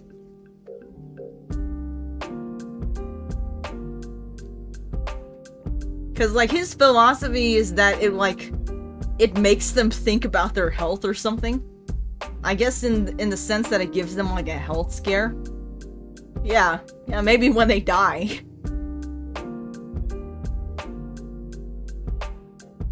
The only way I could justify it is like maybe those people that like watch the Nikado avocado videos and they're like, okay, I gotta make sure I don't end up in that direction.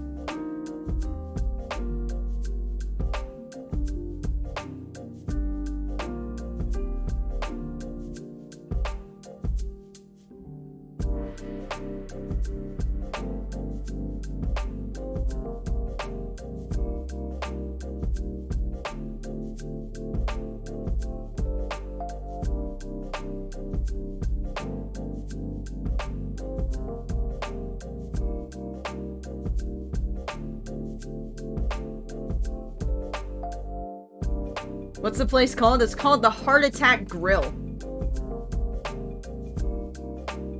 If I eat something from there, will I suddenly become overweight? I have a feeling you definitely become sick afterwards, especially if that's not something you eat all the time. I mean, they even let children eat there with, like, adult supervision, which is scary. You're literally ruining your kids' lives.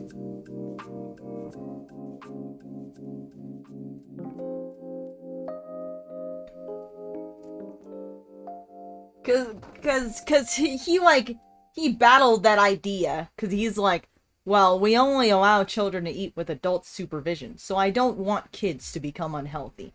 But you know, the parents that are going there, they're not responsible. You think they're gonna care about their kids?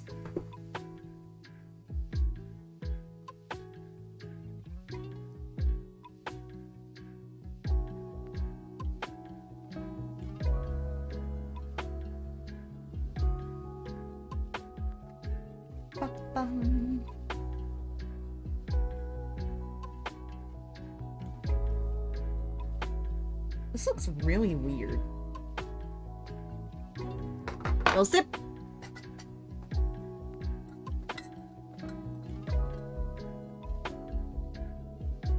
I've sipped. The waitresses are dressed as nurses. Oh yeah, don't get me started with that. Yeah.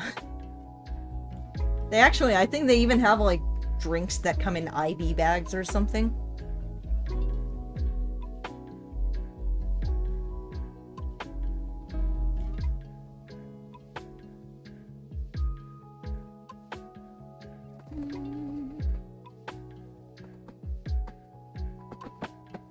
Because I feel like, the thing is, I feel like that preys on people's, like, mindset. Like, the kind of naivety and thinking that you're invincible. Because not everyone, like, I feel like not everyone gets over that idea, you know? Maybe when you're younger, you think, oh, I'll never die. Or, like, that won't happen to me. So they have, like, this overconfidence that, yeah, oh, I'm actively doing things that would kill me. But that's not gonna happen to me. And then it does.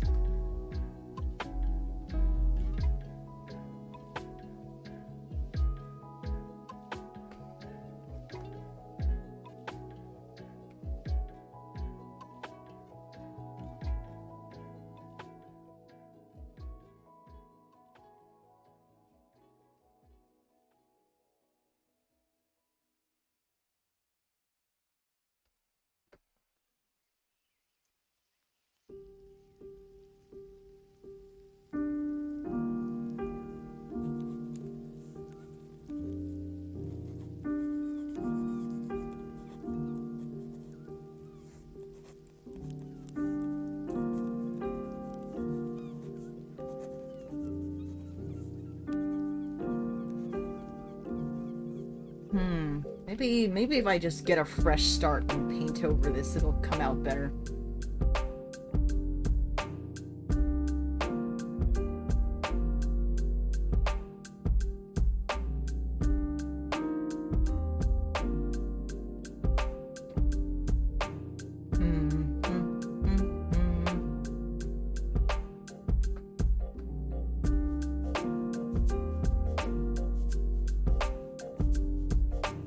I mean, honestly, I wish that I was kind of like raised with healthy eating. I wonder how different I'd be. I don't think I'd be super different, but probably at least in some ways.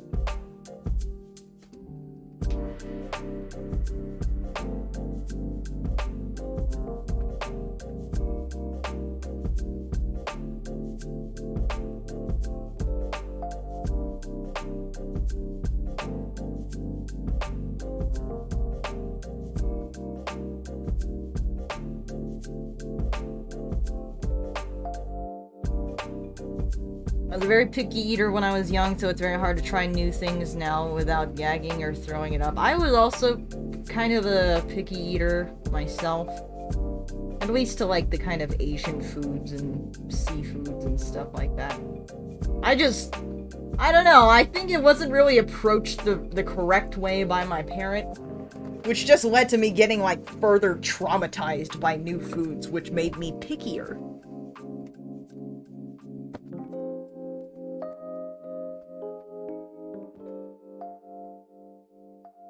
I don't know, though.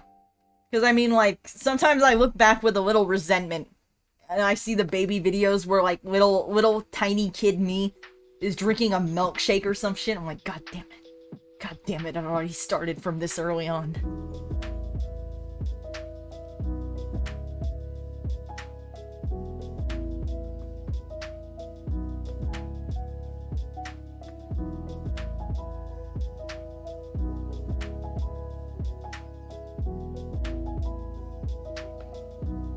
His face is all smooth.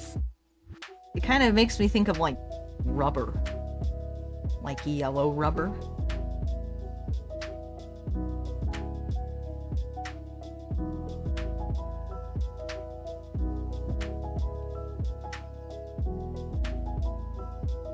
I don't know why me and my brother are so different.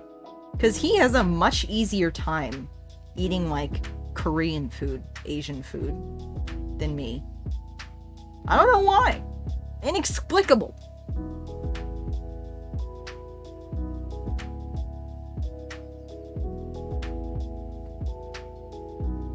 I was taught to always eat what's on my plate, so now I'm not picky when I eat, but now it's hard for me to not finish a plate. Same for half of that. I'm still like, I'm picky. But yeah, I kind of have that same mindset where I always have to finish everything on the plate when it's there. To the point where, like, even if I'm full, I'll try to just eat as fast as I can so it's all done. Maybe that's kind of contributed to overeating as well. My dad's now much more lax on that, so I've kind of relaxed since then. But my mom used to get, like, real mad. Like, you're wasting my money! Don't! You better eat it all! So that was just like, I felt like that was my duty.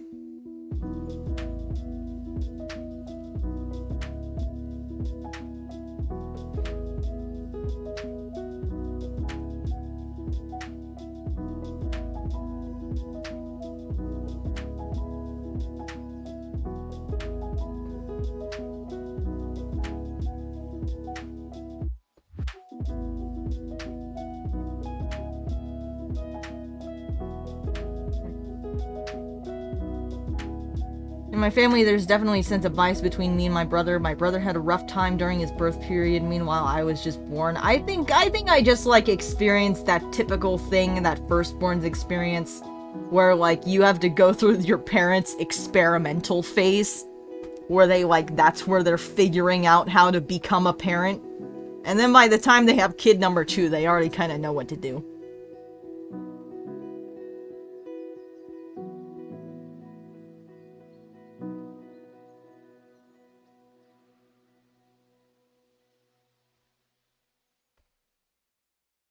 Still, though, It was kind of funny, because, like, there was no attempt to hide it, either. Or at least, I don't know, in the videos that I've seen. There are, like, some kind of funny moments where, where she's, like, videotaping, like, baby videos with me and my little brother. And then I'm, like, saying something to the camera, or I'm, like, in front of the camera talking. And then she's like, Pap, get out of the way! I'm trying to record your brother! And then I keep talking, she's like, Pap, stop talking! I can't hear your brother! What have I told you? What have I told you? You know what's really weird, though? Like, even though a lot of, like, the way that I talk is influenced by my recording things over the years, ever since even when I was a little baby, I spoke eerily clear enunciation. And I don't even know why.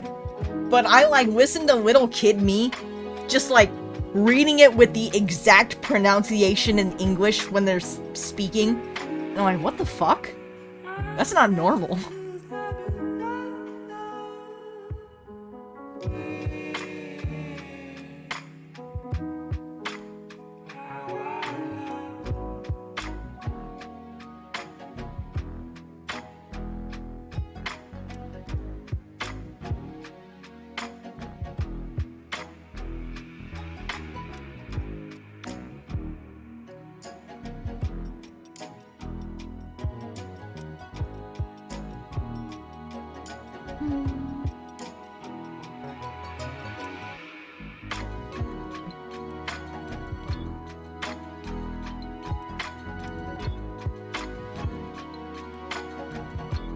I think a lot of my traits I got from my dad. Because my dad is also, like, someone that, in my opinion, speaks very clearly. And I think, like, conversationally, I kind of speak like him, too. It's very interesting to see, like, similarities like that. Emotionally, I think I'm a lot like my mom. But, like, kind of socially, intellectually, I think I relate to my dad a lot.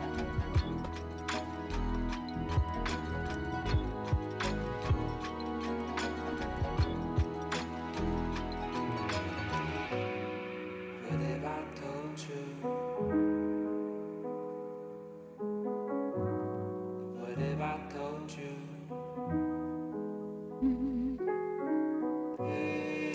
Joey's... God damn it, I leaked his fucking name again! My brother! My brother is a different story, though.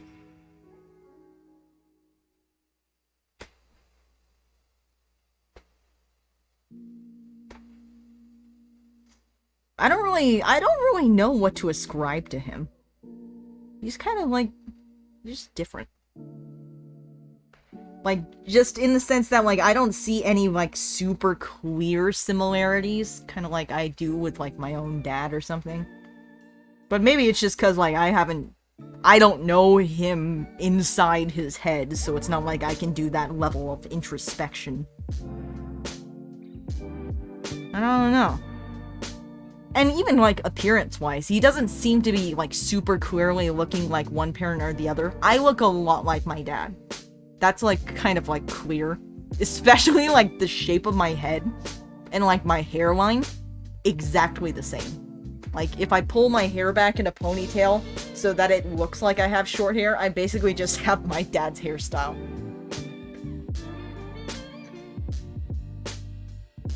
But he looks different. He doesn't look like my mom. He doesn't look like my dad. He's just different. I think it kind of like skipped generations because he somewhat resembles my grandfather on the Korean side.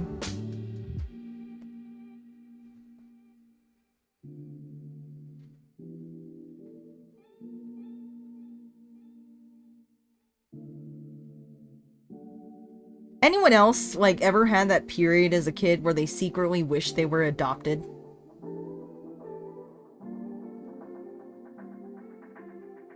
Not even, like, in a sense that, like, you're disappointed with your current parents, but more like you kind of want to be like a movie character. where you like want to have like a secret past or something that you didn't know about.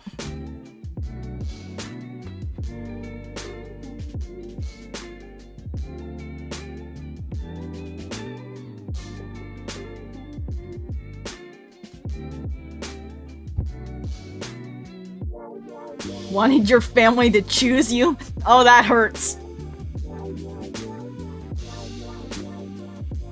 Wanted to spice up my reality. Yeah, I always held out hope that, you know, I was secretly related to a god or something.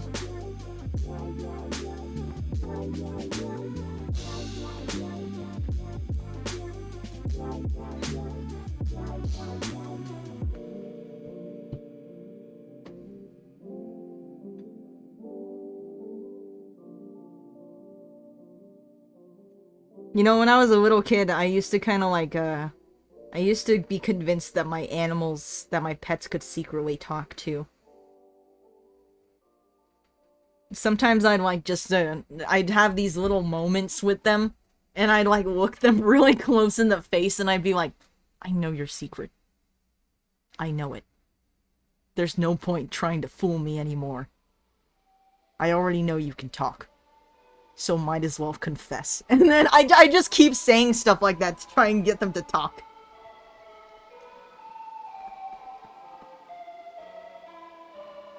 Past me really thought I was some type of water goddess because I can move water. Oh, I feel that! Like when the water, like when the wind pushes the water and then you just like happen to like move your hand in the same direction. You're like, oh, I'm water bending. I've kind of had a lot of similar experiences with wind.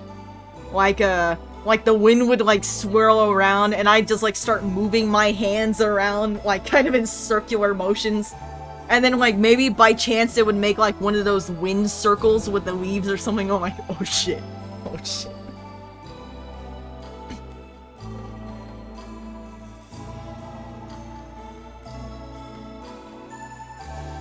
Avatar wannabe?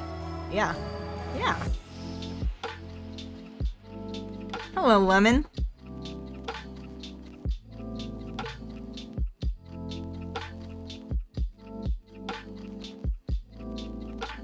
And like some things that I've experienced in dreams too, I've tried so hard to like redo in real life.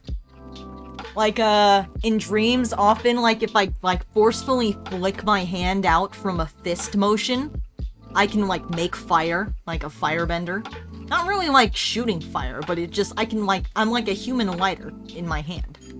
So that's something I wish I could do. Another thing is always, I've tried so many times, is like the flying that you do in dreams. Because there's like a certain feeling you have before you float up. Like it's kind of like you're pushing yourself up. I've tried to do that a lot.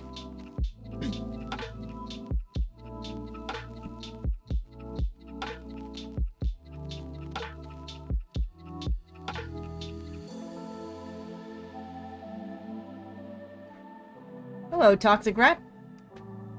I've never had a flying dream. Oh, I'm sorry to hear that. Flying dreams are great. They are great. Also, another really fun one is like the dreams where you can run really fast. For some reason, when I do the running fast dreams, I'm always like leaning backwards while I run.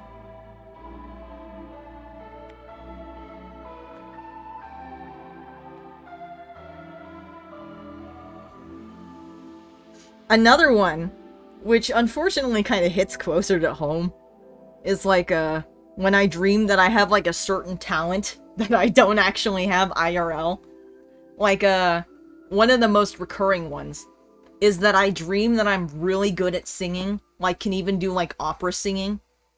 And like I dream that I can do ballet. And that's just so fun. And then I come back to reality.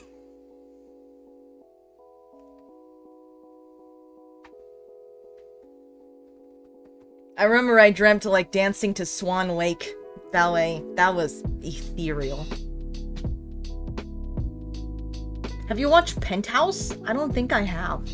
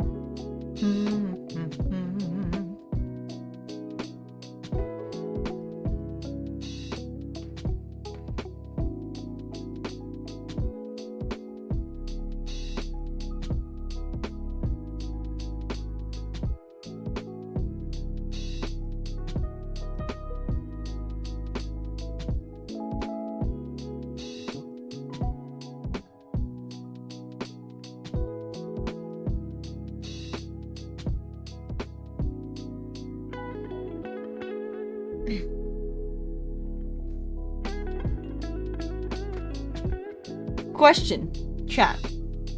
If all of a sudden out of nowhere, like maybe even right now, you were greeted with like this alternate dimension ragtag group of fantasy-looking characters that told you that you have amnesia and you're actually part of their group that do like missions or adventures or whatever, would you believe them and go with them?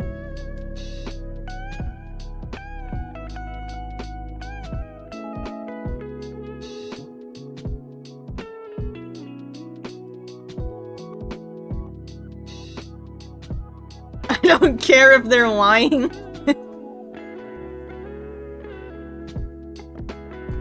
Wow, all of you are just so willing to leave your families.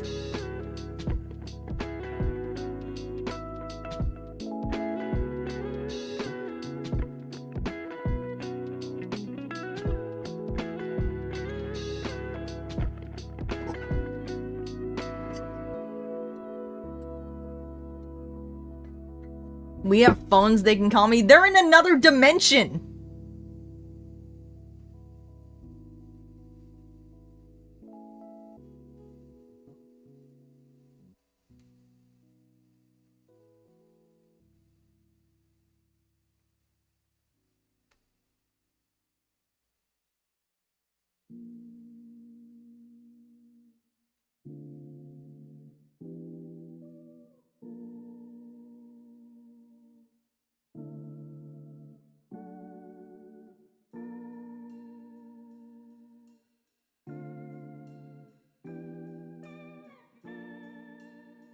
Okay, here's another one that you may know. You may be more familiar with. Would you choose to go with the doctor as his companion if he offered?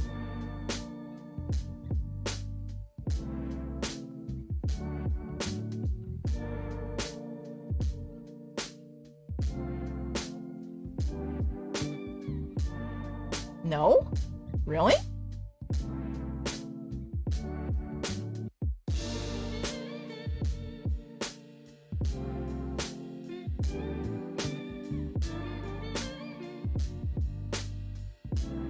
I assume a lot of the people saying no haven't seen Doctor Who. Don't they all die? Yeah, that's kind of like one of the cons, I'd say. I don't think all of them have died, but they have certainly gotten into some situations. Oh, you know what I remember? I remember watching like this edited video on YouTube that someone did where they combined Doctor Who and Sherlock. So they kind of like did that like Photoshop video editing thing where they made it look like Sherlock and the Doctor were talking to each other through like different scenes that they cut out. And then it ended with like Sherlock being in the TARDIS and then deciding to go with the Doctor and they disappeared.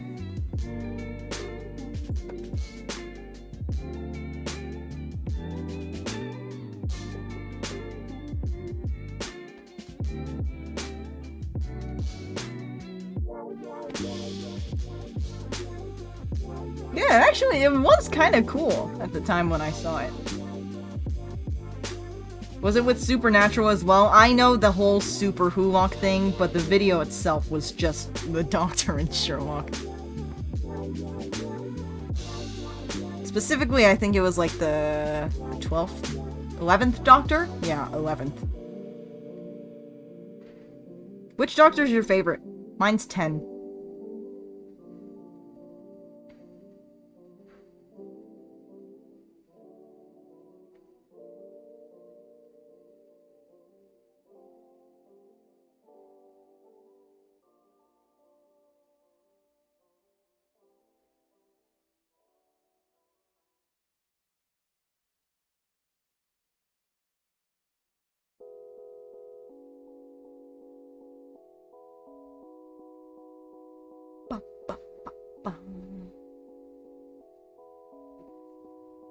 Crowley's actor? Yeah, that one's 10.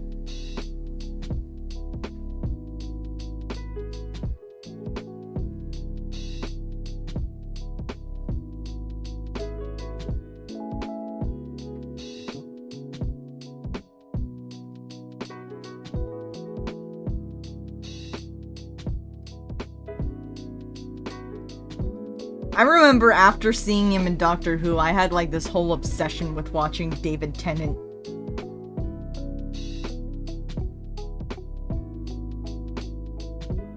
I remember like right after that, I wanted to watch more of it, so I just like looked for shows that he was in, and that's where I started watching like Jessica Jones.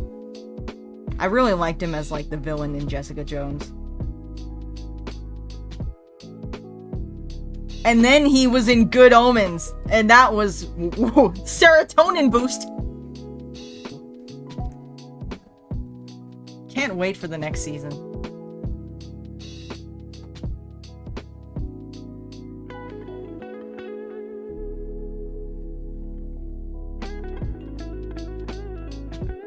Good Omens, my beloved, yes. I should do Good Omens fan art at some point. I've drawn Crowley before, but that was like just in the sketchbook.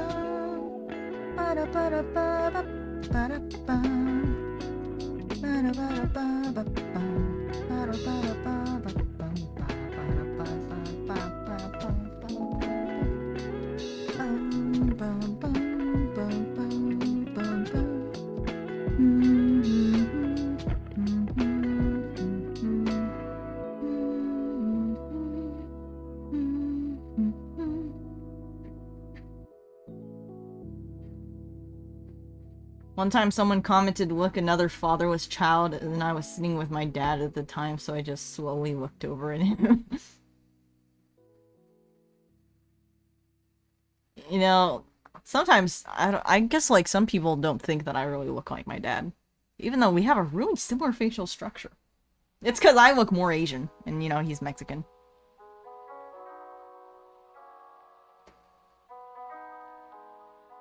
Have you watched Hannibal? Fuck yes, I watched Hannibal.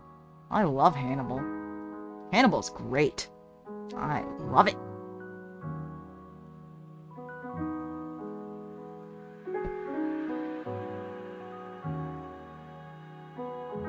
Yeah, I mean, like, those shows that have, like, the really dark stuff, like, especially with when it comes to, like, creative murder, I'm all over that. I remember I binged, like, I don't even know how many seasons are in Criminal Minds. I might have binged like 11 seasons of Criminal Minds because I'm like, I just wanted to see all the ways that people got.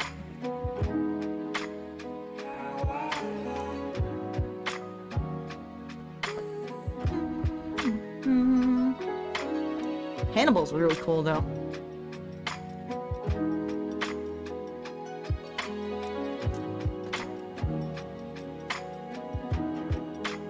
I gotta watch Criminal Minds. I think it was good. The only thing is, once you watch Criminal Minds, you get really paranoid. I think I've said this on stream before, but when I watched Criminal Minds, I started sleeping with a knife under my pillow, because I was convinced that at some point someone was just gonna break in while I was sleeping and kill me.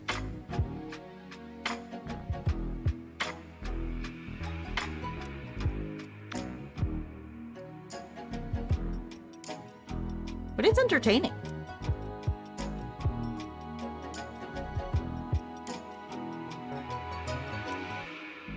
Goodbye, Ryu.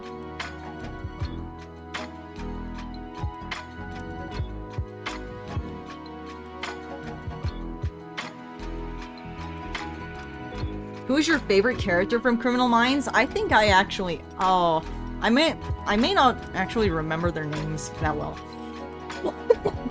Is his name Aaron?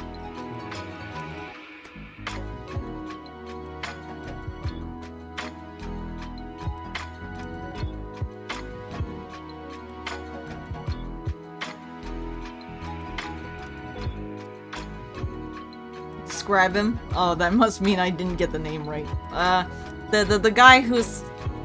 The guy who has, like, the really straight face. You know?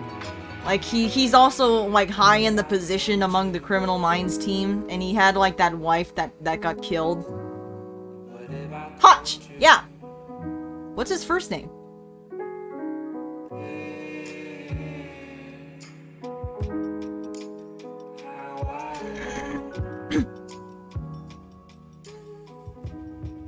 Good night, Howdy.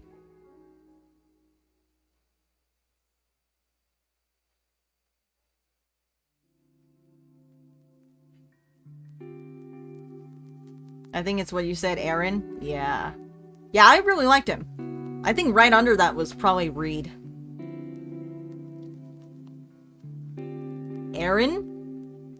Oh, Aaron Hotchner? That sounds kind of right. It might be. Well, let's see. Let's see. Let me look it up.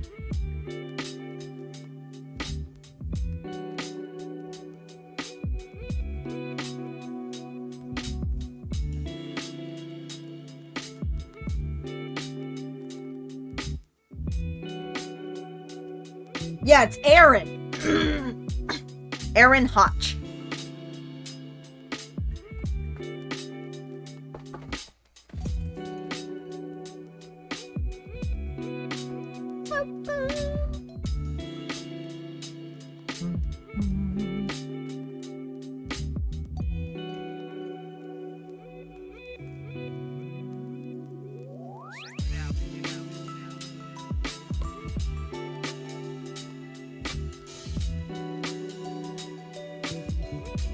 But you know, now that I watch more true crime, I guess Criminal Minds wasn't like super realistic in like the profiles all the time.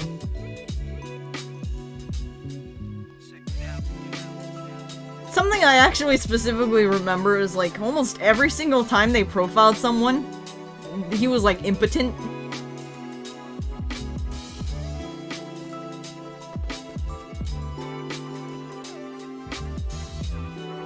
What did you think about Penelope? Penelope was alright.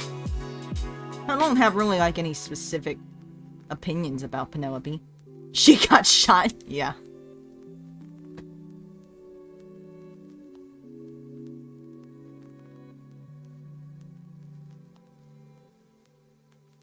Oh, I also really like JJ. I don't know, I think she was just cool.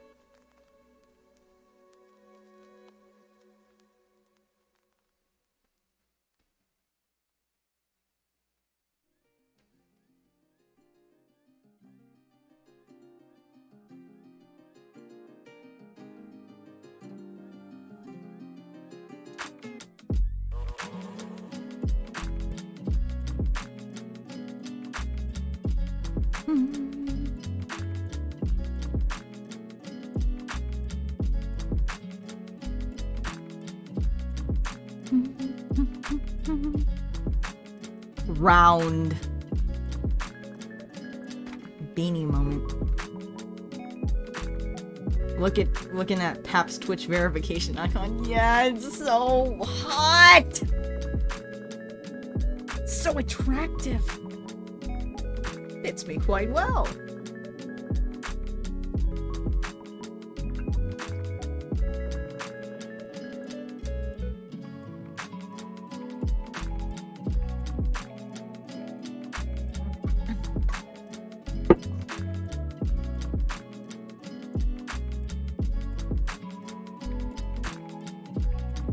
As attractive as your art? You have a way with words. You sounded like Jennifer Coolidge for a second there.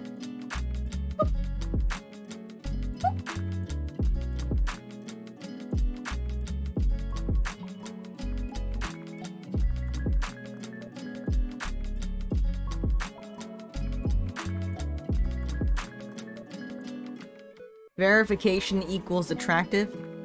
Isn't Quackity verified though? But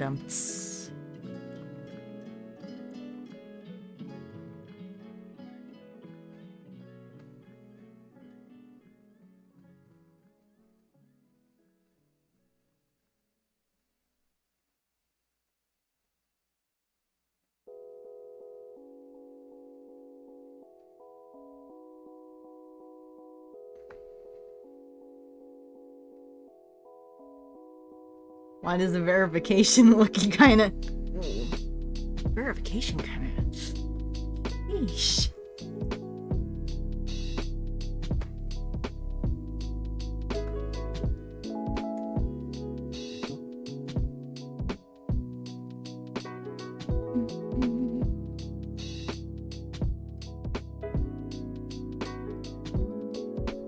Now I just need to get verified on Twitter.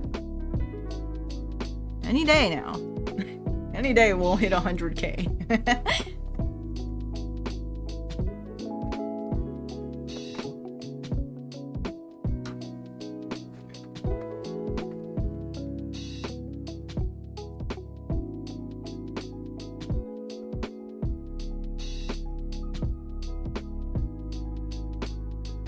This image reminds me of a certain Hamilton song.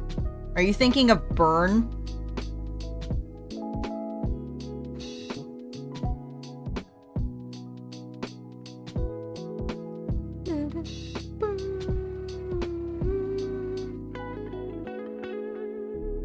I remember watching the Hamilton animatics.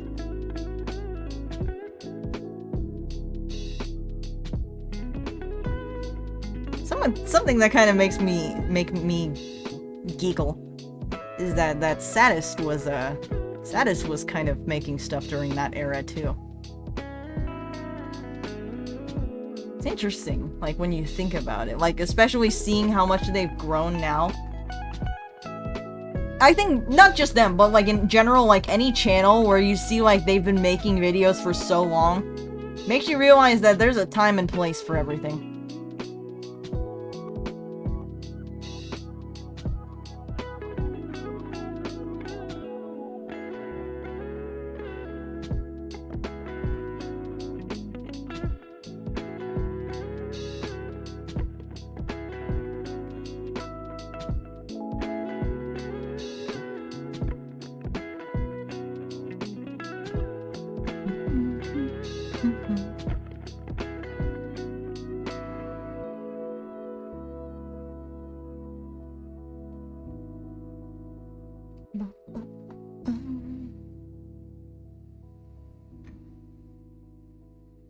Have you ever heard of Dear Evan Hansen? I haven't watched the musical.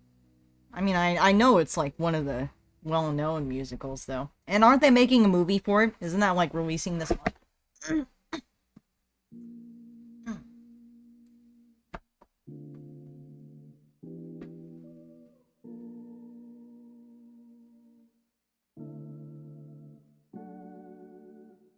Fuck at the movie? Oh. I guess you and JJ are feeling quite different.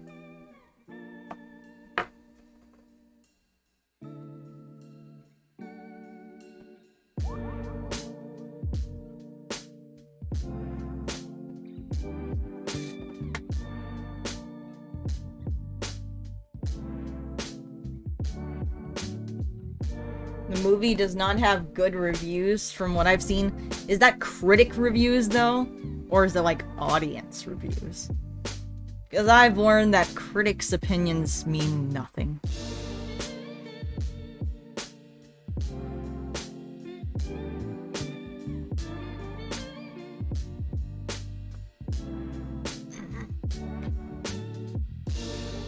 I think critics are just like, they're a lot like, you know, the high-end people in art society or that hang around modern art, which is like 80% money laundering.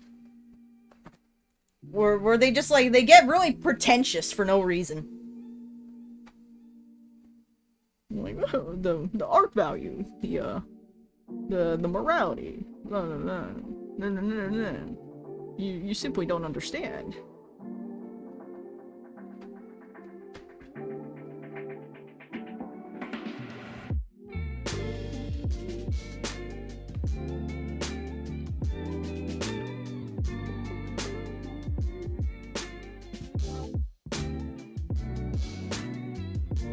They try to make Evan the good guy, but he isn't a good person, and they excuse that. Wait, is that the one where they have the dead girl walking? Or is that Heather's?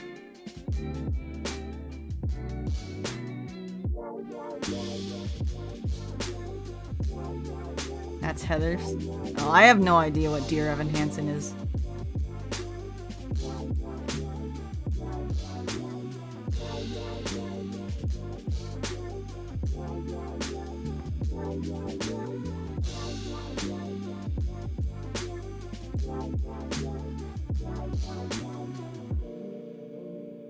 Evan lies about being Connor's friend after he dies. Does he lie to, like, save face, or does he lie to, like, get some kind of advantage? Because I can, like, I guess I can sort of understand if someone doesn't want to admit that they, like, were disliked by the dead person or something. Lied to get an advantage, to get closer to the sister. Ugh! Yikes! Yikes!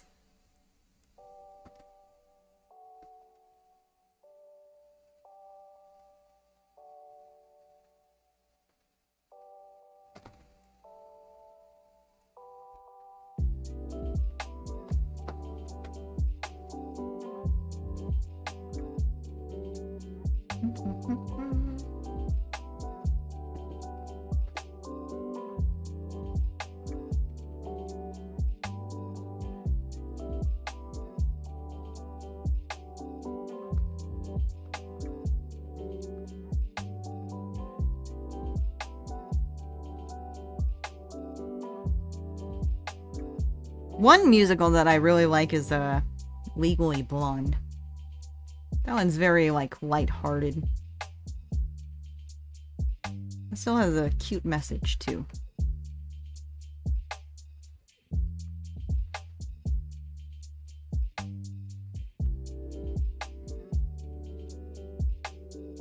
Evan wrote a letter to himself that Connor stole, and when his body was found, they thought it was a suicide note and that he was besties with Evan. Huh. Interesting.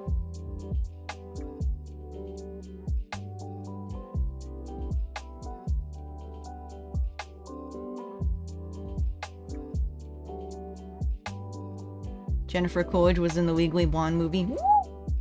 Woo! Goodbye, Lemon. The songs do slap.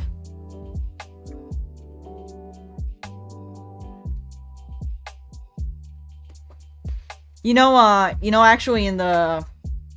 I watched it, like, as a live musical, like in the, I don't know, opera house or whatever. But, when they did the song Gay or European, when the person, like, when the guy's lover jumped out of the audience to, like, go like, "You bastard!" He was, like, right next to my seat. I got spooked. Gambling time! Run the prediction.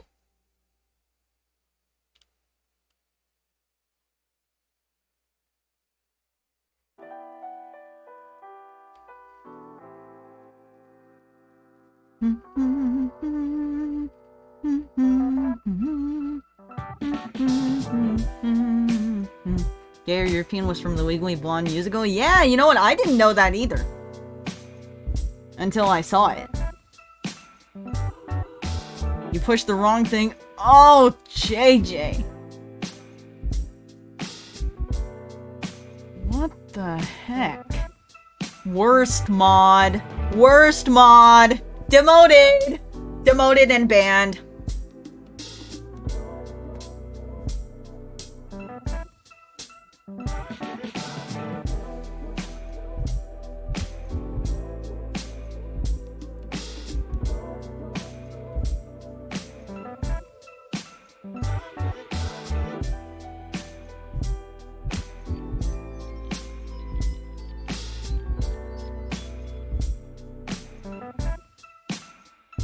Mods, please escort JJ out of my channel. Please escort JJ from my chat.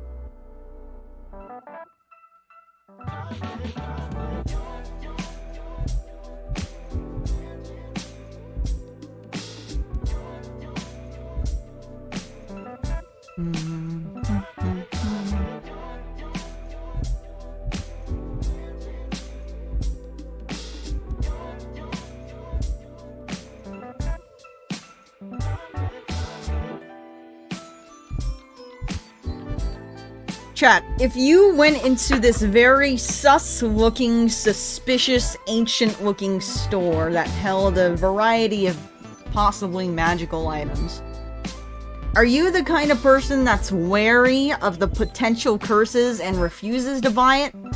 Or are you the kind of person that looks for the main character moment and intentionally tries to get things that look special?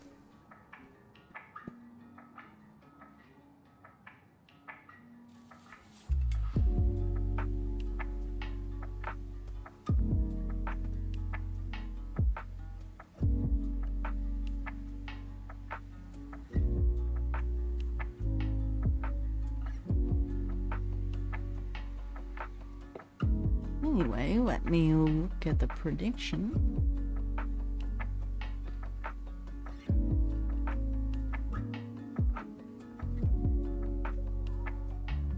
Lucky number 7, 5% with 3 votes. Ooh.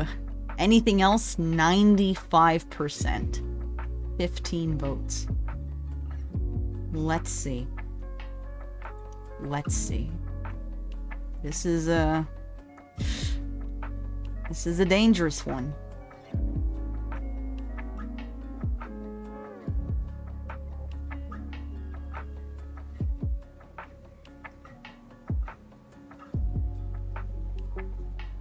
You ready? Let's go.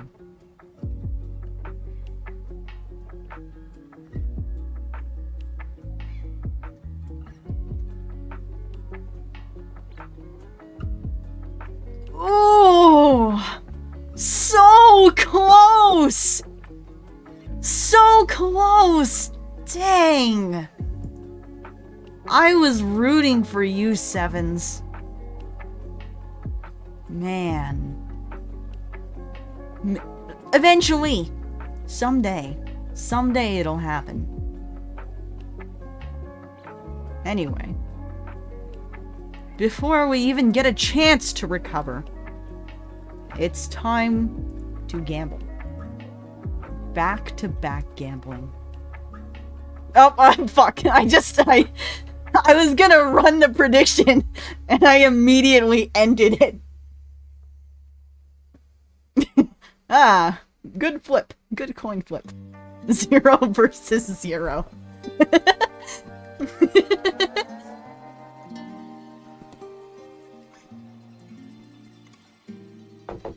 Okay, well, place your bets.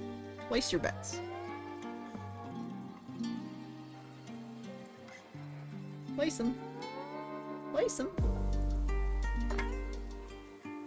Or do I have to run another one?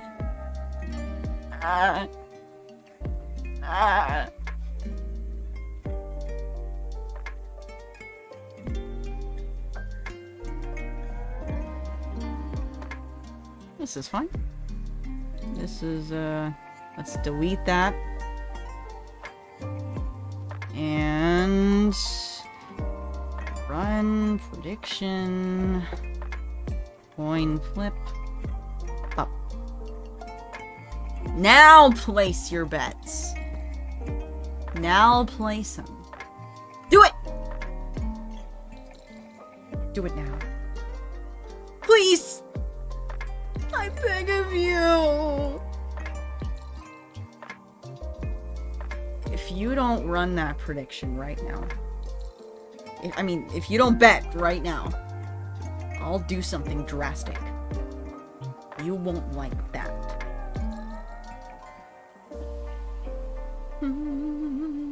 Ba, ba, ba, ba, ba, ba.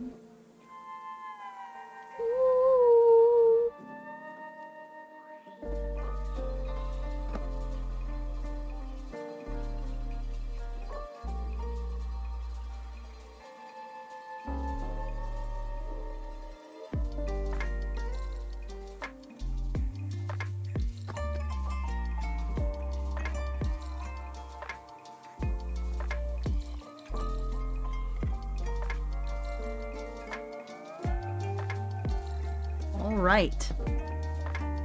Let's see. 46% heads, 16 votes. 54% tails with 10 votes. I see. Everyone's finally defecting to heads.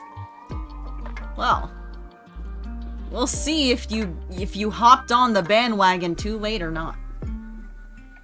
You ready? You didn't! Heads trumps yet again. How about that? How about that? How interesting. Oh well. Who liked that one?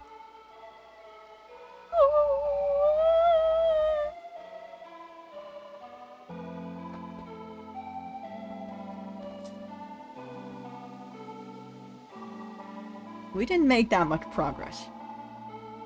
But anyway, I think I'm gonna end. Ending time.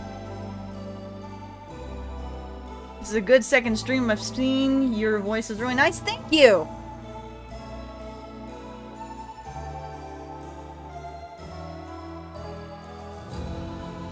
Raid time? Oh, time to raid? Oh, I wonder. Let's see. Okay, there are some people. I wonder who I should do. Let's raid Cat. Yeah. They're playing Bed Wars. I think actually a lot of the people from a Halloween SMP are playing Bed Wars, like a custom Bed Wars game together. Because I saw them putting out the invites in the Discord. So, if you want to see that.